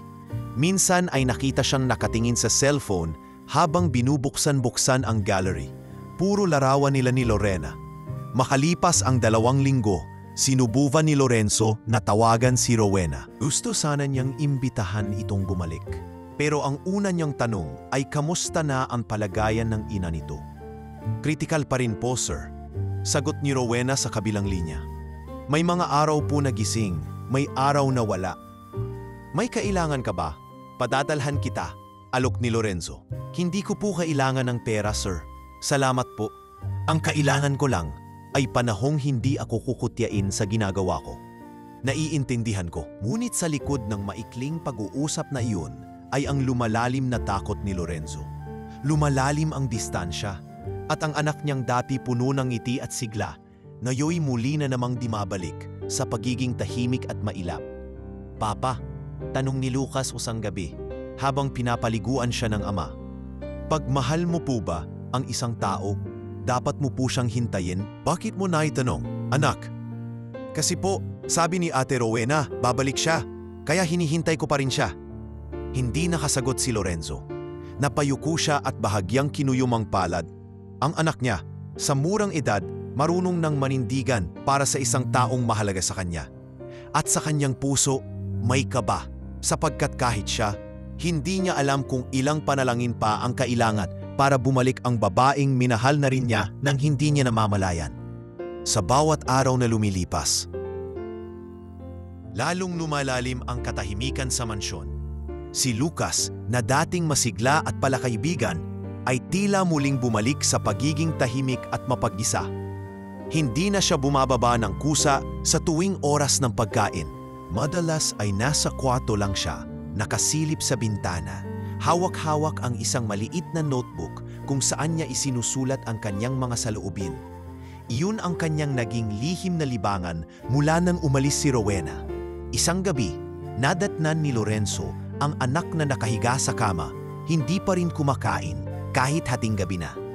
Nilapitan niya ito at marahang tinapik ang balikat. "Lucas, anak, gusto mo bang kumain?" Umiling lang ang bata. Walang kibo, walang sigla. "Anak, gusto mo ba akong kausapin?" Tanong pa ni Lorenzo, puno ng pag-aalala. Tahimik pa rin si Lucas, pero makalipas ang ilang sandali, bumulong ito. "Wala po kayong kasalanan, Papa. Pero hindi po kayo si Ate Rowena." Parang tinamaan si Lorenzo sa puso. Wala siyang ibang masabi kundi ang magtagal sa tabi ng anak at himasin ang buhok nito habang nagpapanggap na hindi siya nasasaktan. Dahil sa totoo lang, sa bawat araw na lumilipas, siya man ay unti-unti nang nilalamoy ng pangungulila sa presensyang hindi naman niya inakalang magiging ganung kahalaga. Si Rowena. Samantala, sa isang maliit na bahay sa Bicol, si Rowena ay nag-aalaga ng inang nakaratay sa banig. Nasa huling yugto na ng sakit nito, ayon sa doktor, mahina na ang katawan at malimit ay hindi na rin nito makilala ang mga anak. Ngunit kahit hirap, hindi ito iniiwan ni Rowena. Siya mismo ang nag-aalaga, nagpapakain, nagpapalit ng diaper at nagbabantay sa buong magdamag. "Mama," mahinang wika niya habang pinupunasan ang pawis ng ina. "Konting lakas lang po. Kaya natin to." Minsan, sa mga malilinaw na sandali ng matanda, binabanggit nito ang pangalan ni Cassandra, ang yumaong asawa ni Lorenzo. Si Cassandra, mabait na bata, magaling magluto ng kinataang bilo-bilo. Ang ganda ng anak, yung batang lalaki. Napapaluha si Rowena sa tuwing nababanggit ito. Sa kanyang isipan, bumabalik lahat ng alaala sa Maynila. Ang mga gabing hindi siya makatulog dahil sa alakak ni Lucas habang hinahabol siya sa garden. Ang mga umagang siyang gumigising sa bata at ang mga sandaling si Lorenzo ay dahan-dahan nang naging bahagi ng puso niya. Habang siya ay nananahimik sa probinsya, ang nag-iisang koneksyon niya sa Maynila ay ang isang kasambahay din sa mansyon na nagngangalang Hazel. Minsan sa isang linggo, tinatawagan siya nito at ikinukwento kung kamusta si Luvas. Ngunit sa huling tawag, may ibinalita si Hazel na hindi niya inasahan. "Rowena, napansin mo bang hindi ka pa rin pinalitan hanggang ngayon? Ikaw pa rin ang tinatawag ni Lucas sa tuwing umiiyak siya. At si Sir Lorenzo, madalas siyang nakatitig sa pinto mo tuwing gabi para bang may hinihintay." "Hindi naman ako pwedeng bumalik agad," sagot ni Rowena. "Si Mama, alam ko, pero baka panahon na rin para isulat mo ang totoong nararamdaman mo. Kahit hindi mo sabihin, halata kung ikaw mismo hindi pa rin buo kung wala si Lucas." Kinagabihan, hindi mapakali si Rowena. Sa ilalim ng lamparang ilaw ng silid ng kanyang ina, kinuha niya ang lumang stationery na minsan ay bigay ng isang estudyanteng tinuruan niya sa barangay noon. Sumulat siya ng isang liham. Isinulat niya ang lahat ng hindi niya masabi. Sa sulat na iyon ay nilagay niya ang buong kwento ng kanyang pananahimik. Ang takot niyang baka hindi na siya matanggap. Ang pasasalamat niya sa bawat sandaling ibinigay ni Lucas at ang hiling niyang sana balang araw ay mapatawad siya sa pag-iwan kahit pa alam niyang kailangan niyang gawin iyon. Para kay Lucas, nakasulat sa sobre, at para sa lalaking hindi ko akalaing magiging tahanan ko rin. Kinabukasan, ipinaabot niya ang sulat kay Hazel at pakiusap na maibigay ito kay Lucas. Sa mansyon, nang matanggap ni Lucas ang sulat, agad niya itong binuksan. Wala pang isang minuto, tumulo ang luha niya sa unang linya pa lamang. Tumakbo siya papunta sa opisina ng kanyang ama at isinalpak ang liham sa harapan nito. "Papa, siya pa rin ang gusto ko. Kahit anong mangyari, kahit matagal siyang nawala, kahit hindi siya bumalik agad." Kinuha ni Lorenzo ang sulat at binasa rin. Sa bawat linya, para siyang nilulusaw. Doon niya nalaman ang tunay na dahilan ng pananahimik ni Rowena. Doon niya muling naramdaman ang init ng damdamin ng isang taong buong buhay ay iniwasang magmahal ng sobra, pero napilitang magmahal dahil sa isang batang hindi niya kayang hindi yakapin. Sa huling linya ng liham, nakasulat, "Kung sakaling handa na kayong dalawa, sabihan niyo lang ako. Kasi ako, matagal na akong handa bumalik, hindi bilang kasambahay, kundi bilang taong kayang tumindig sa gitna ng mundong huhusga. Kung kapalit naman ay makapiling ko kayong muli." Habang binabasa ni Lorenzo ang mga huling salita, hindi niya na napigilan ang sarili. Tumayo siya, lumapit sa anak at niyakap ito ng mahigpit. "Anak," mahinang wika niya, "handa na rin ako. Simula ngayon, hindi na ako magpapahuli." Sa katahimikang bumarot sa kanilang bahay sa loob ng mga linggo, sa wakas, may tinig na muling bumasag sa lungkot. Tinig na nagmumula sa pusong nagsusumamo, na muling mabuo ang pamilyang minsan nang hindi inaasahang nagsimula sa isang sopas. Isang guhit at isang yakap. Mainit ang araw nang isama ni Lorenzo si Lucas sa isang weekend school trip ng mga grade 1 students sa isang nature park sa Tagaytay. Sa kabila ng magkahalong kaba at tuwa sa dibdib ng ama, hindi ito nagpakita ng pag-aalinlangan. Ito ang una nilang paglabas na mag-ama na walang kasamang yaya o kasambahay. Isang simpleng hakbang para mangabawi siya kay Lucas. "Excited ka na, anak?" tanong ni Lorenzo habang binubuhol ang sintas ng sapatos ng bata. "Opo, Papa, pero mas masaya sana kung andito si Ate Rowena," sagot ng bata sabay ngiti. Napangiti si Lorenzo, bahagyang masakit sa loob, ngunit tanggap niya na si Rowena pa rin ang tunay na tahanan ng anak. Pero sa puso niya, determinado siyang patunayan kay Lucas na kahit wala pa si Rowena, kaya niyang tumayong ama, at kung kakayanin, sana rin ay maging mas higit pa roon balang araw. Masaya ang unang bahagi ng field trip. May mga larong paligsahan, nature walk, at animal feeding. Si Lucas ay masigla, nakikihalubilo sa mga kaklase at palaging hinahanap si Lorenzo tuwing may bagong aktibidad. Para sa mga guro, nakakatuwang makita ang CEO na personal na kasama sa school event. Nakasuot lamang ng simpleng polo shirt at rubber shoes. Walang bodyguard, walang business calls. Isang amang handang magpakumbaba. Ngunit habang sila ay nasa zipline area, isang hindi inaasahang pangyayari ang naganap. Tumakbo si Lucas para sundan ang grupo ng kaklase na pumasok sa isang maliit na daan, patungong mini forest trail. Hindi agad siya namalayan ni Lorenzo na busy kakausap sa isa sa mga guro. Maya-maya, napansin niyang wala sa tabi niya ang bata. "Lucas!" sigaw niya, habang lumingalinga sa paligid. "Lucas, anak!" Panik ang agad na bumalot sa kanya. Tumakbo siya sa trail area, sinuyod ang paligid, tinanong ang mga guro, pati ang security ng park. Wala. Sa bawat minuto na lumilipas, parang dumudurog ang loob ni Lorenzo. Ilang beses siyang huminto, hinang-hina, pinagpapawisan, pero hindi niya matanggap na mawawala sa kanya ang anak sa panahong nagsisimula pa lamang siyang bumawi. Sa gitna ng paghahanap, isang guide ang sumigaw mula sa kabilang bahagi ng trail. "May batang nakita sa bangin, nadulas now." Agad tumakbo si Lorenzo, umahangos habang nanlalamig ang kanyang mga kamay. Sa dulo ng trail ay naroon si Lucas, nakaupo sa ilalim ng isang puno, may gasgas sa tuhod at may putik sa mukha, ngunit ligtas. "Anak!" sigaw ni Lorenzo habang niyakap ang bata. "Diyos ko, anak! Akala ko! Sorry po, Papa!" hikbi ni Lucas. "Hinabol ko lang po yung paru-paro. Akala ko po malapit lang." Hinaplos ni Lorenzo ang likod ng anak, hawak ito ng mahigpit. "Huwag muna ako iiwan ng ganun, ha? Huwag muna akong takutin ng ganyan." Sa gabing iyon, nang makauwi sila sa mansyon, hindi agad makatulog si Lorenzo. Umupo siya sa veranda, tahimik habang paulit-ulit na bumabalik sa isip niya ang nangyari. Sa napakaliit na sekundo ng pag-iwas niya ng tingin, muntik niyang mawala ang anak. At sa sakit ng pagkakataong iyon, Mas tumimo sa kanya kung gaano kahalaga ang papel ni Rowena, hindi lamang kay Lucas kundi maging sa kanya. Kinabukasan, agad siyang naddesisyong tawagan si Rowena.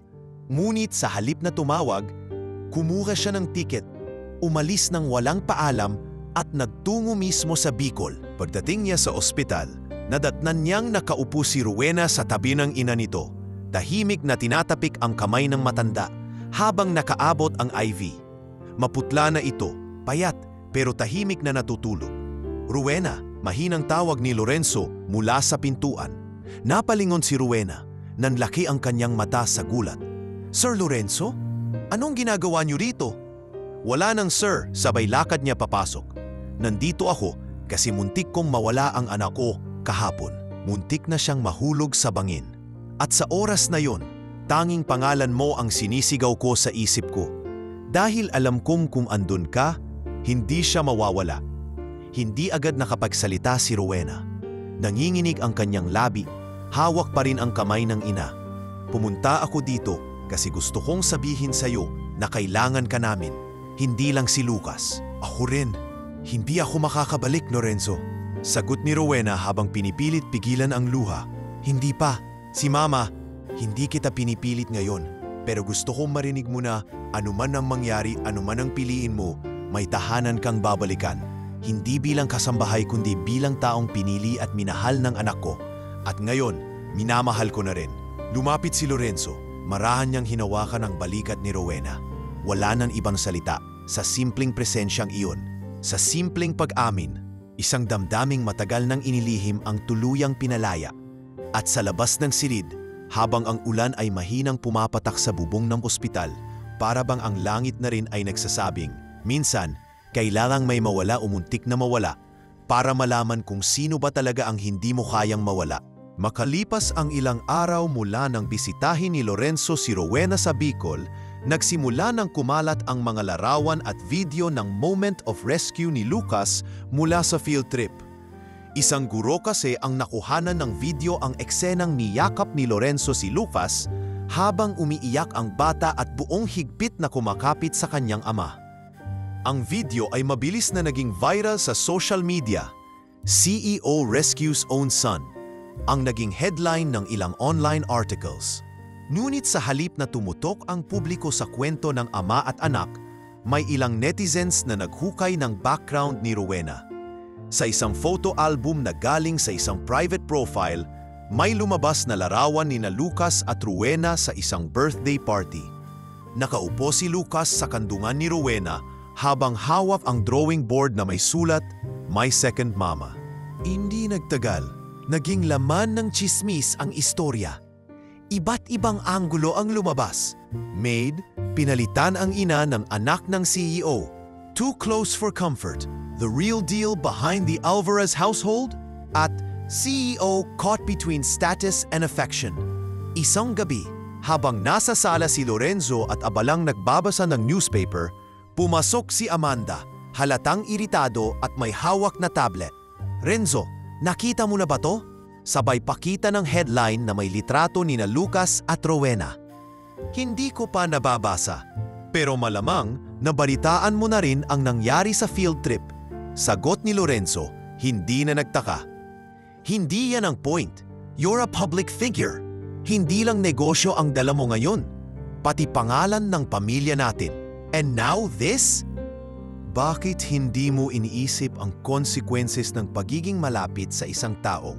Saglit siyang napahinto. Isang taong wala namang kaparehong background sa atin. Tinitigan ni Lorenzo ang kapatid. Hindi siya nagsalita agad. Sa halip, marahan niyang ibinaba ang hawak na dyaryo sa lamesa at sumagot, kalmado ngunit buo ang tinig.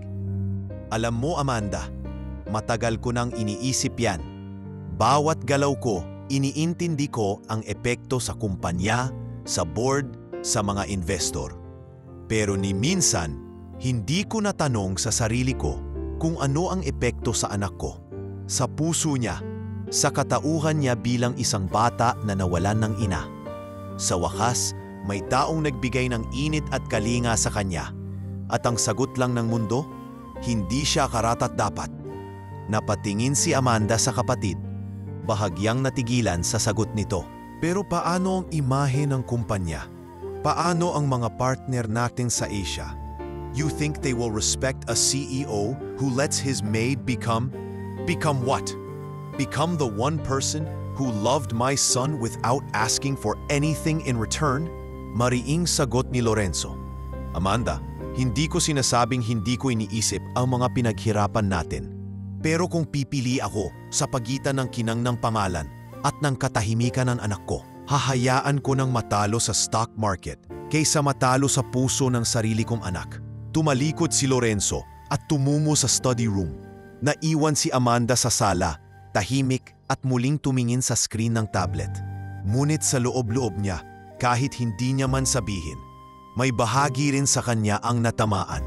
Dahil hindi lahat ng tama ay popular at hindi lahat ng popular ay tama. Kinabukasan, habang papasok si Lorenzo sa opisina, sinalubong siya ng PR manager nila na si Kelvin.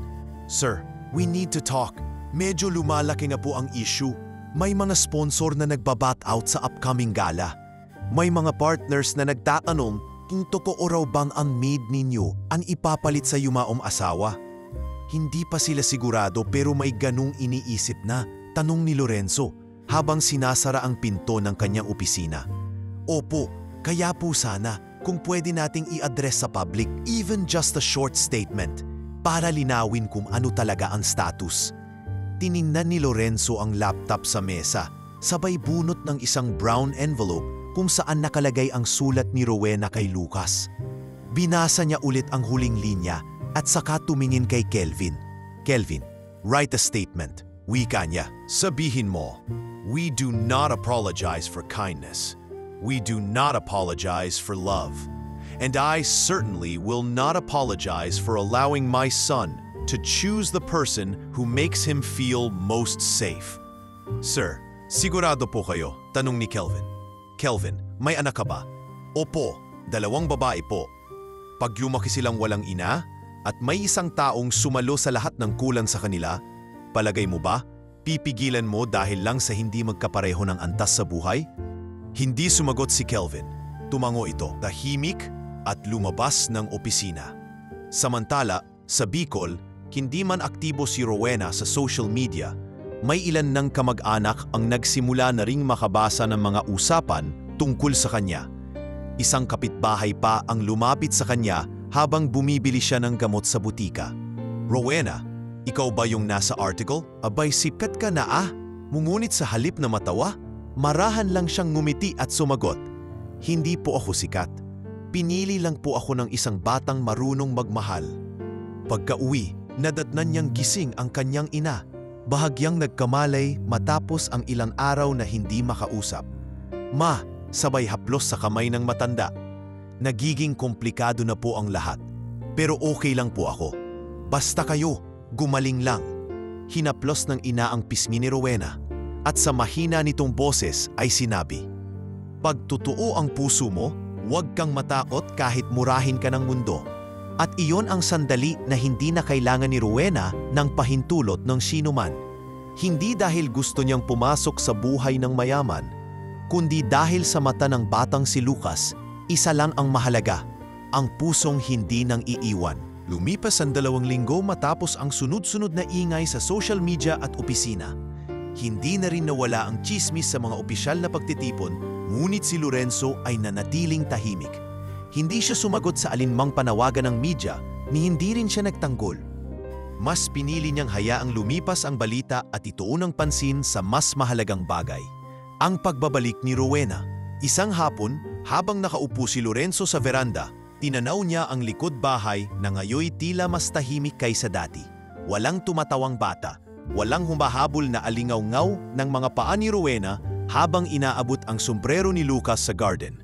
Lahat ay tahimik, pero ang katahimikang iyon ay puno ng pag-asa dahil alam niyang may paparating. Papa, mahinang tawag ni Lucas mula sa loob. May dumating po. Paglingon niya sa may gate, bumungad si Rowena. Bitbit ang 2 maletang kulay maron. Nakasuot siya ng simpleng blouse at jeans. May kaunting pagod sa muka, ngunit mas determinado ang tingin kaysa dati. Agad na tumakbo si Lucas at niyakap si Rowena ng mahigpit. Ate Rowena, akala ko hindi ka nababalik. Di ba pinangako ko sa'yo? Sagot ng dalaga sabay haplos sa buhok ng bata. Kahit anong mangyari, babalik ako. Si Lorenzo ay tahimik lamang na nakatayo sa gilid ng pintuan. Nang magtama ang mga mata nila ni Rowena, pareho silang tumango.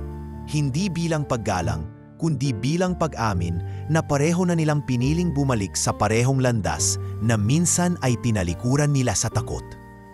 Pagkalipas ng ilang oras, habang abala si Lucas sa pag-aayos ng kanyang mga laruan na ibibigay daw kay Rowena bilang welcome gift, magkasama sa veranda sina Lorenzo at Rowena.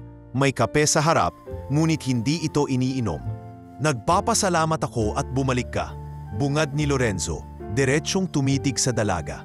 Pero hindi ko ipipilit ang kahit anong bagay kung hindi mo pa kaya.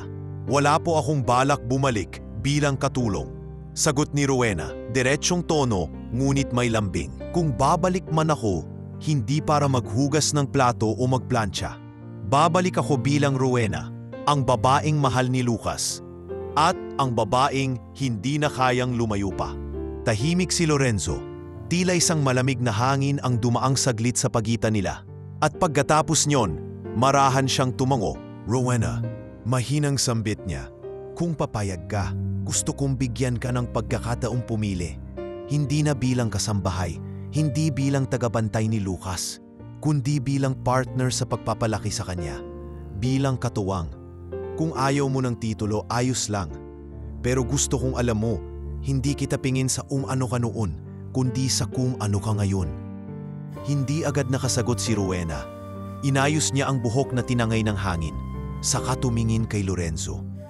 Hindi pa ako ganap na handa, Lorenzo. Hindi pa ako kasing taas ng mga inaasahan ng paligid mo. Wala pa akong diploma. Wala pa akong sariling negosyo.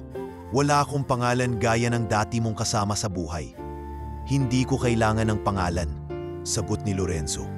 Kailangan ko ng tao, totoong tao. At sa lahat ng taong dumaan sa buhay naming mag-ama, ikaw lang ang hindi nagkunwaring mayaman para tanggapin kami.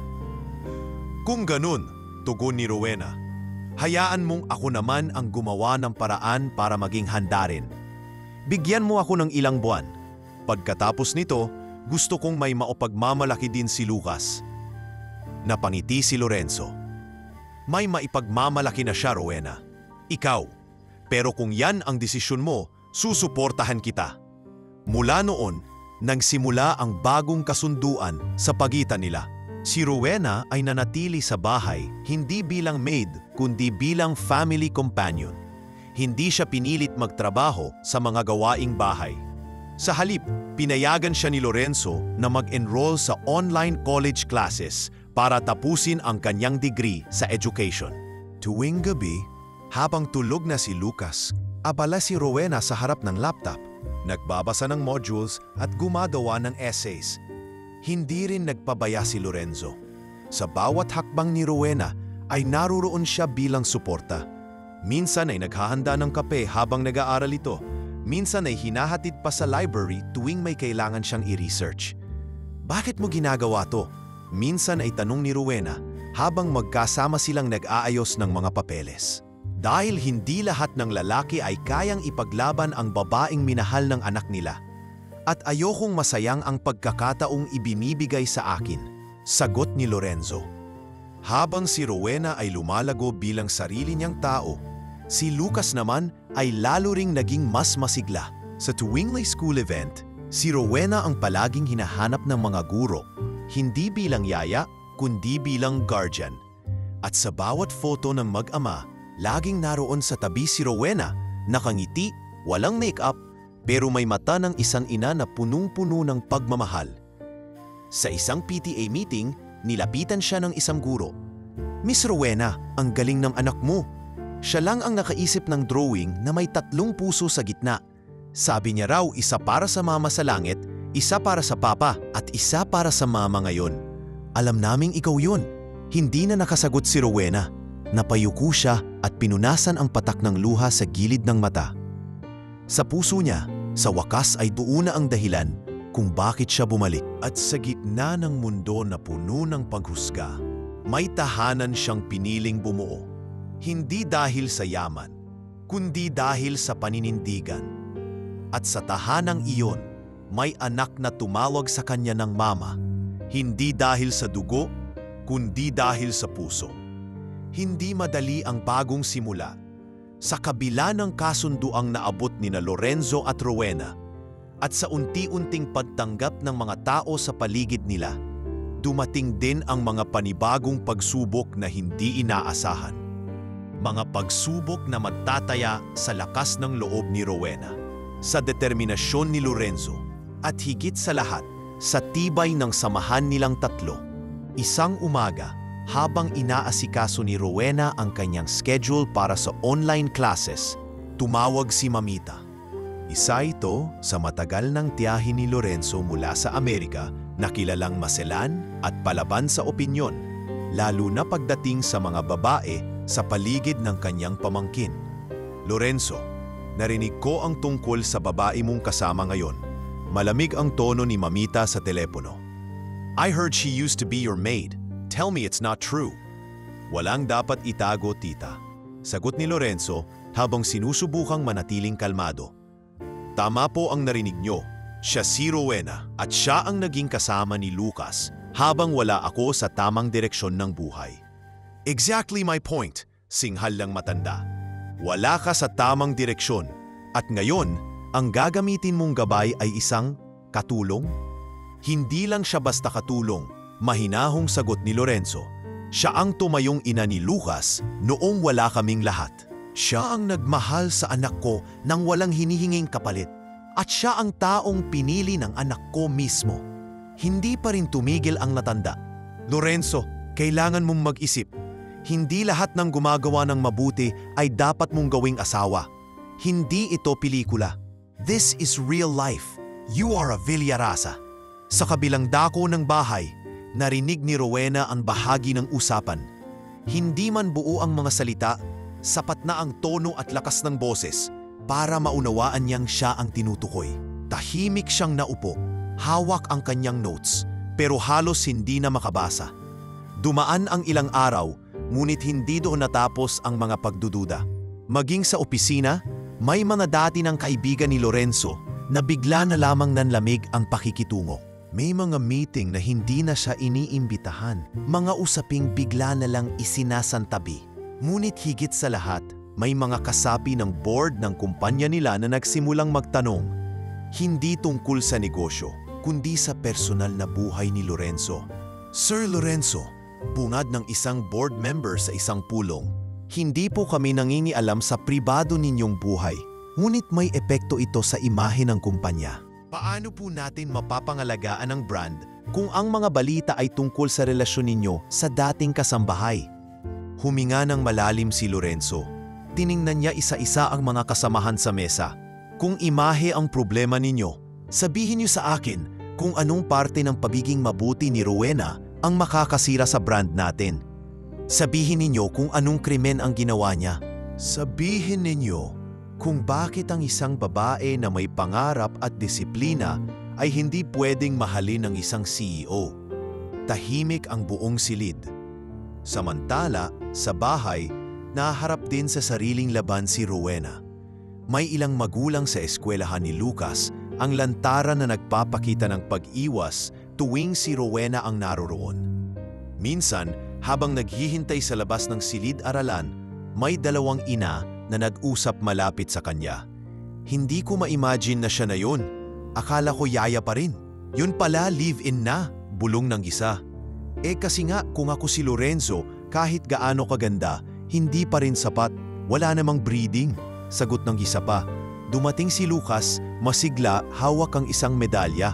Mama, nanalo ako sa storytelling contest. Lumuhod si Rowena at mahigpit na niyakap ang bata. Wow, anak, ang galing mo talaga. Habang hawak ang medalya, napansin niya ang dalawang inang nakatingin.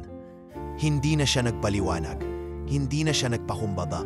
Sa halip, ngumiti siya at tumayo ng may dignidad. Mukhang may sinasabi po kayo mga ma'am? Tanong niya ng diretsyo. Nagulat ang dalawa. Wala po. Kung may opinyon kayo tungkol sa akin, Sana sa harapan ko ninyo sabihin, hindi ko po sinabing karapat-dapat akong mahalin ng anak ni Don Ernesto Villarasa. Pero sa ngayon, isa lang po ang importante. Mahal ako ng anak niya. At mahal ako ng anak niya. At kung hindi niyo po yun kayang tanggapin, wala po akong balak pilitin kayo. Tahimik ang dalawa. Si Lucas nakatingin lang kay Rowena. Parang humanga palalo. Pag-uwi nila sa bahay, nadatnan nilang nag-aayos ng dinner si Lorenzo. Tahimik si Rowena, pero hindi niya maitago ang lungkot sa mata. Napansin niyon ni Lorenzo. "Kumusta ang araw mo?" tanong nito habang inilalapag ang pinggan. "Marami na rin akong dapat sanayin," sagot ni Rowena. "Hindi lang sa pag-aaral, kundi sa pakikisalamuha. Hindi kasi sapat ang pagmamahal para patahimikin ang mundo." "Hindi nga," sagot ni Lorenzo habang tinatapik ang kamay ng dalaga. "Pero sapat ang pagmamahal para lakasan ang loob nating harapin ang mundo." Habang kumakain silang tatlo, wala nang ibang salita. Pero may katahimikan sa hapag na punong-puno ng pangunawa, respeto at pagtanggap. Isang katahimikan na hindi na kailangang ipaliwanag pa dahil sa kabila ng mga mata ng iba, buo na ang mundong pinili nilang tahakin. At sa mundong iyon, hindi ang nakaraan ang patayan ng halaga ng isang tao, kundi ang pagpili niyang araw-araw na magmahal, magpakatotoo at manindigan. Mag-iisang taon na mula nang magsimula ng bagong yugto ang buhay ni Rowena, Lorenzo at Lucas.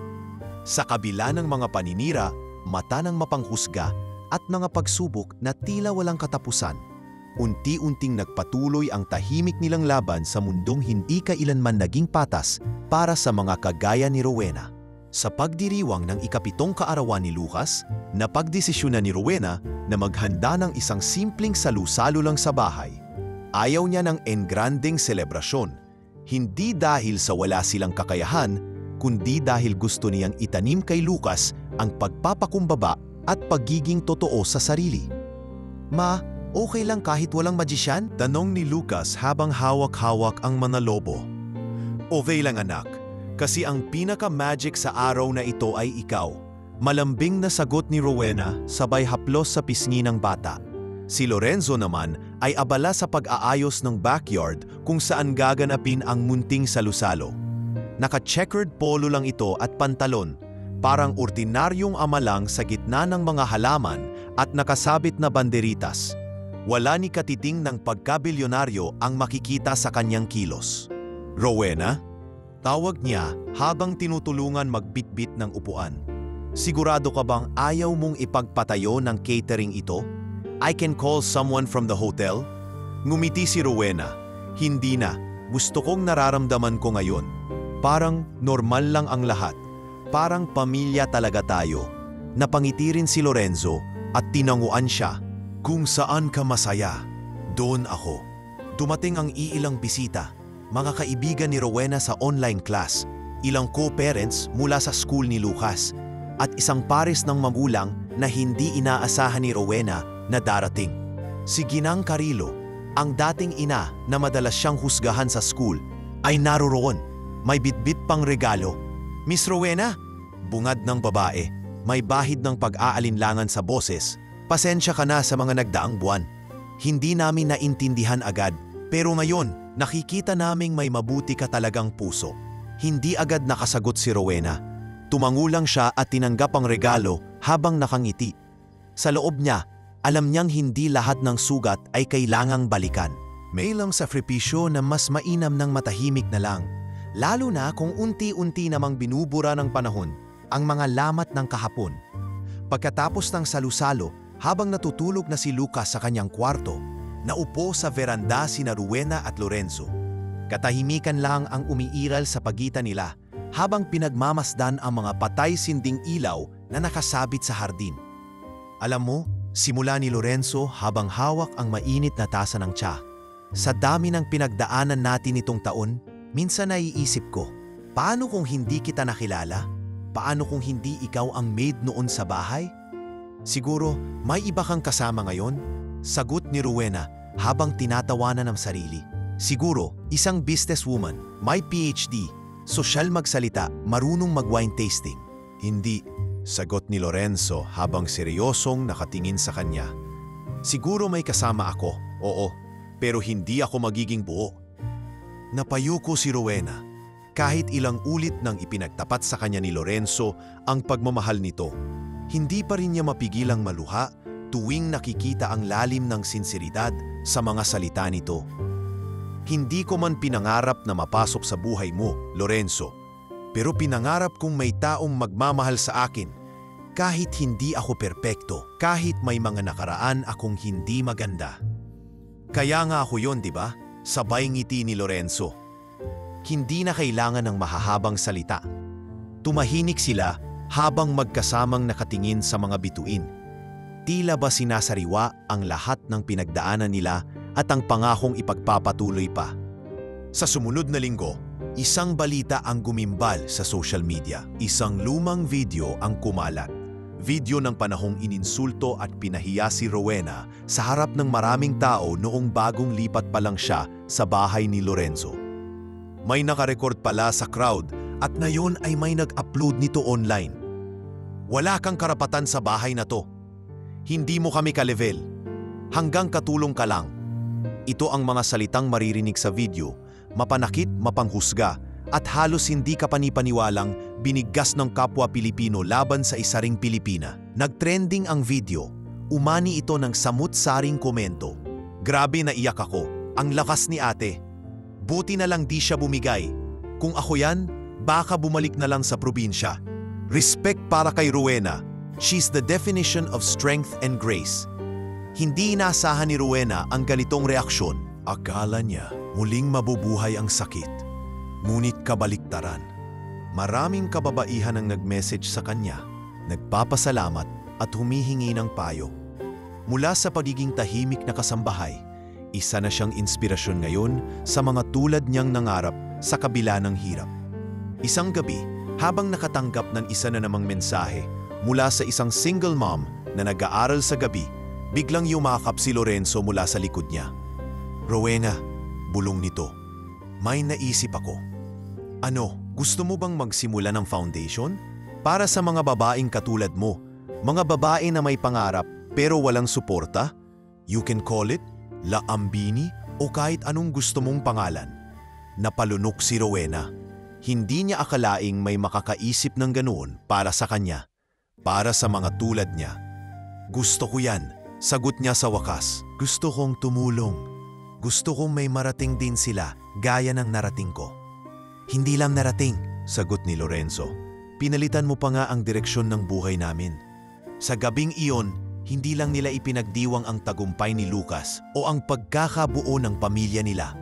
Ipinagdiwang nila ang panibagong yugto kung saan si Rowena, isang dating hamak na kasambahay, ay ngayon hindi na lang tagatanggap ng kabutihan, kundi tagapaghatid nito. At sa puso ng lahat ng ito, isang panibagong pangako ang nabuo na kahit ilang unos pa ang dumaan, mananatiling matibay ang pundasyon ng kanilang pagmamahalan.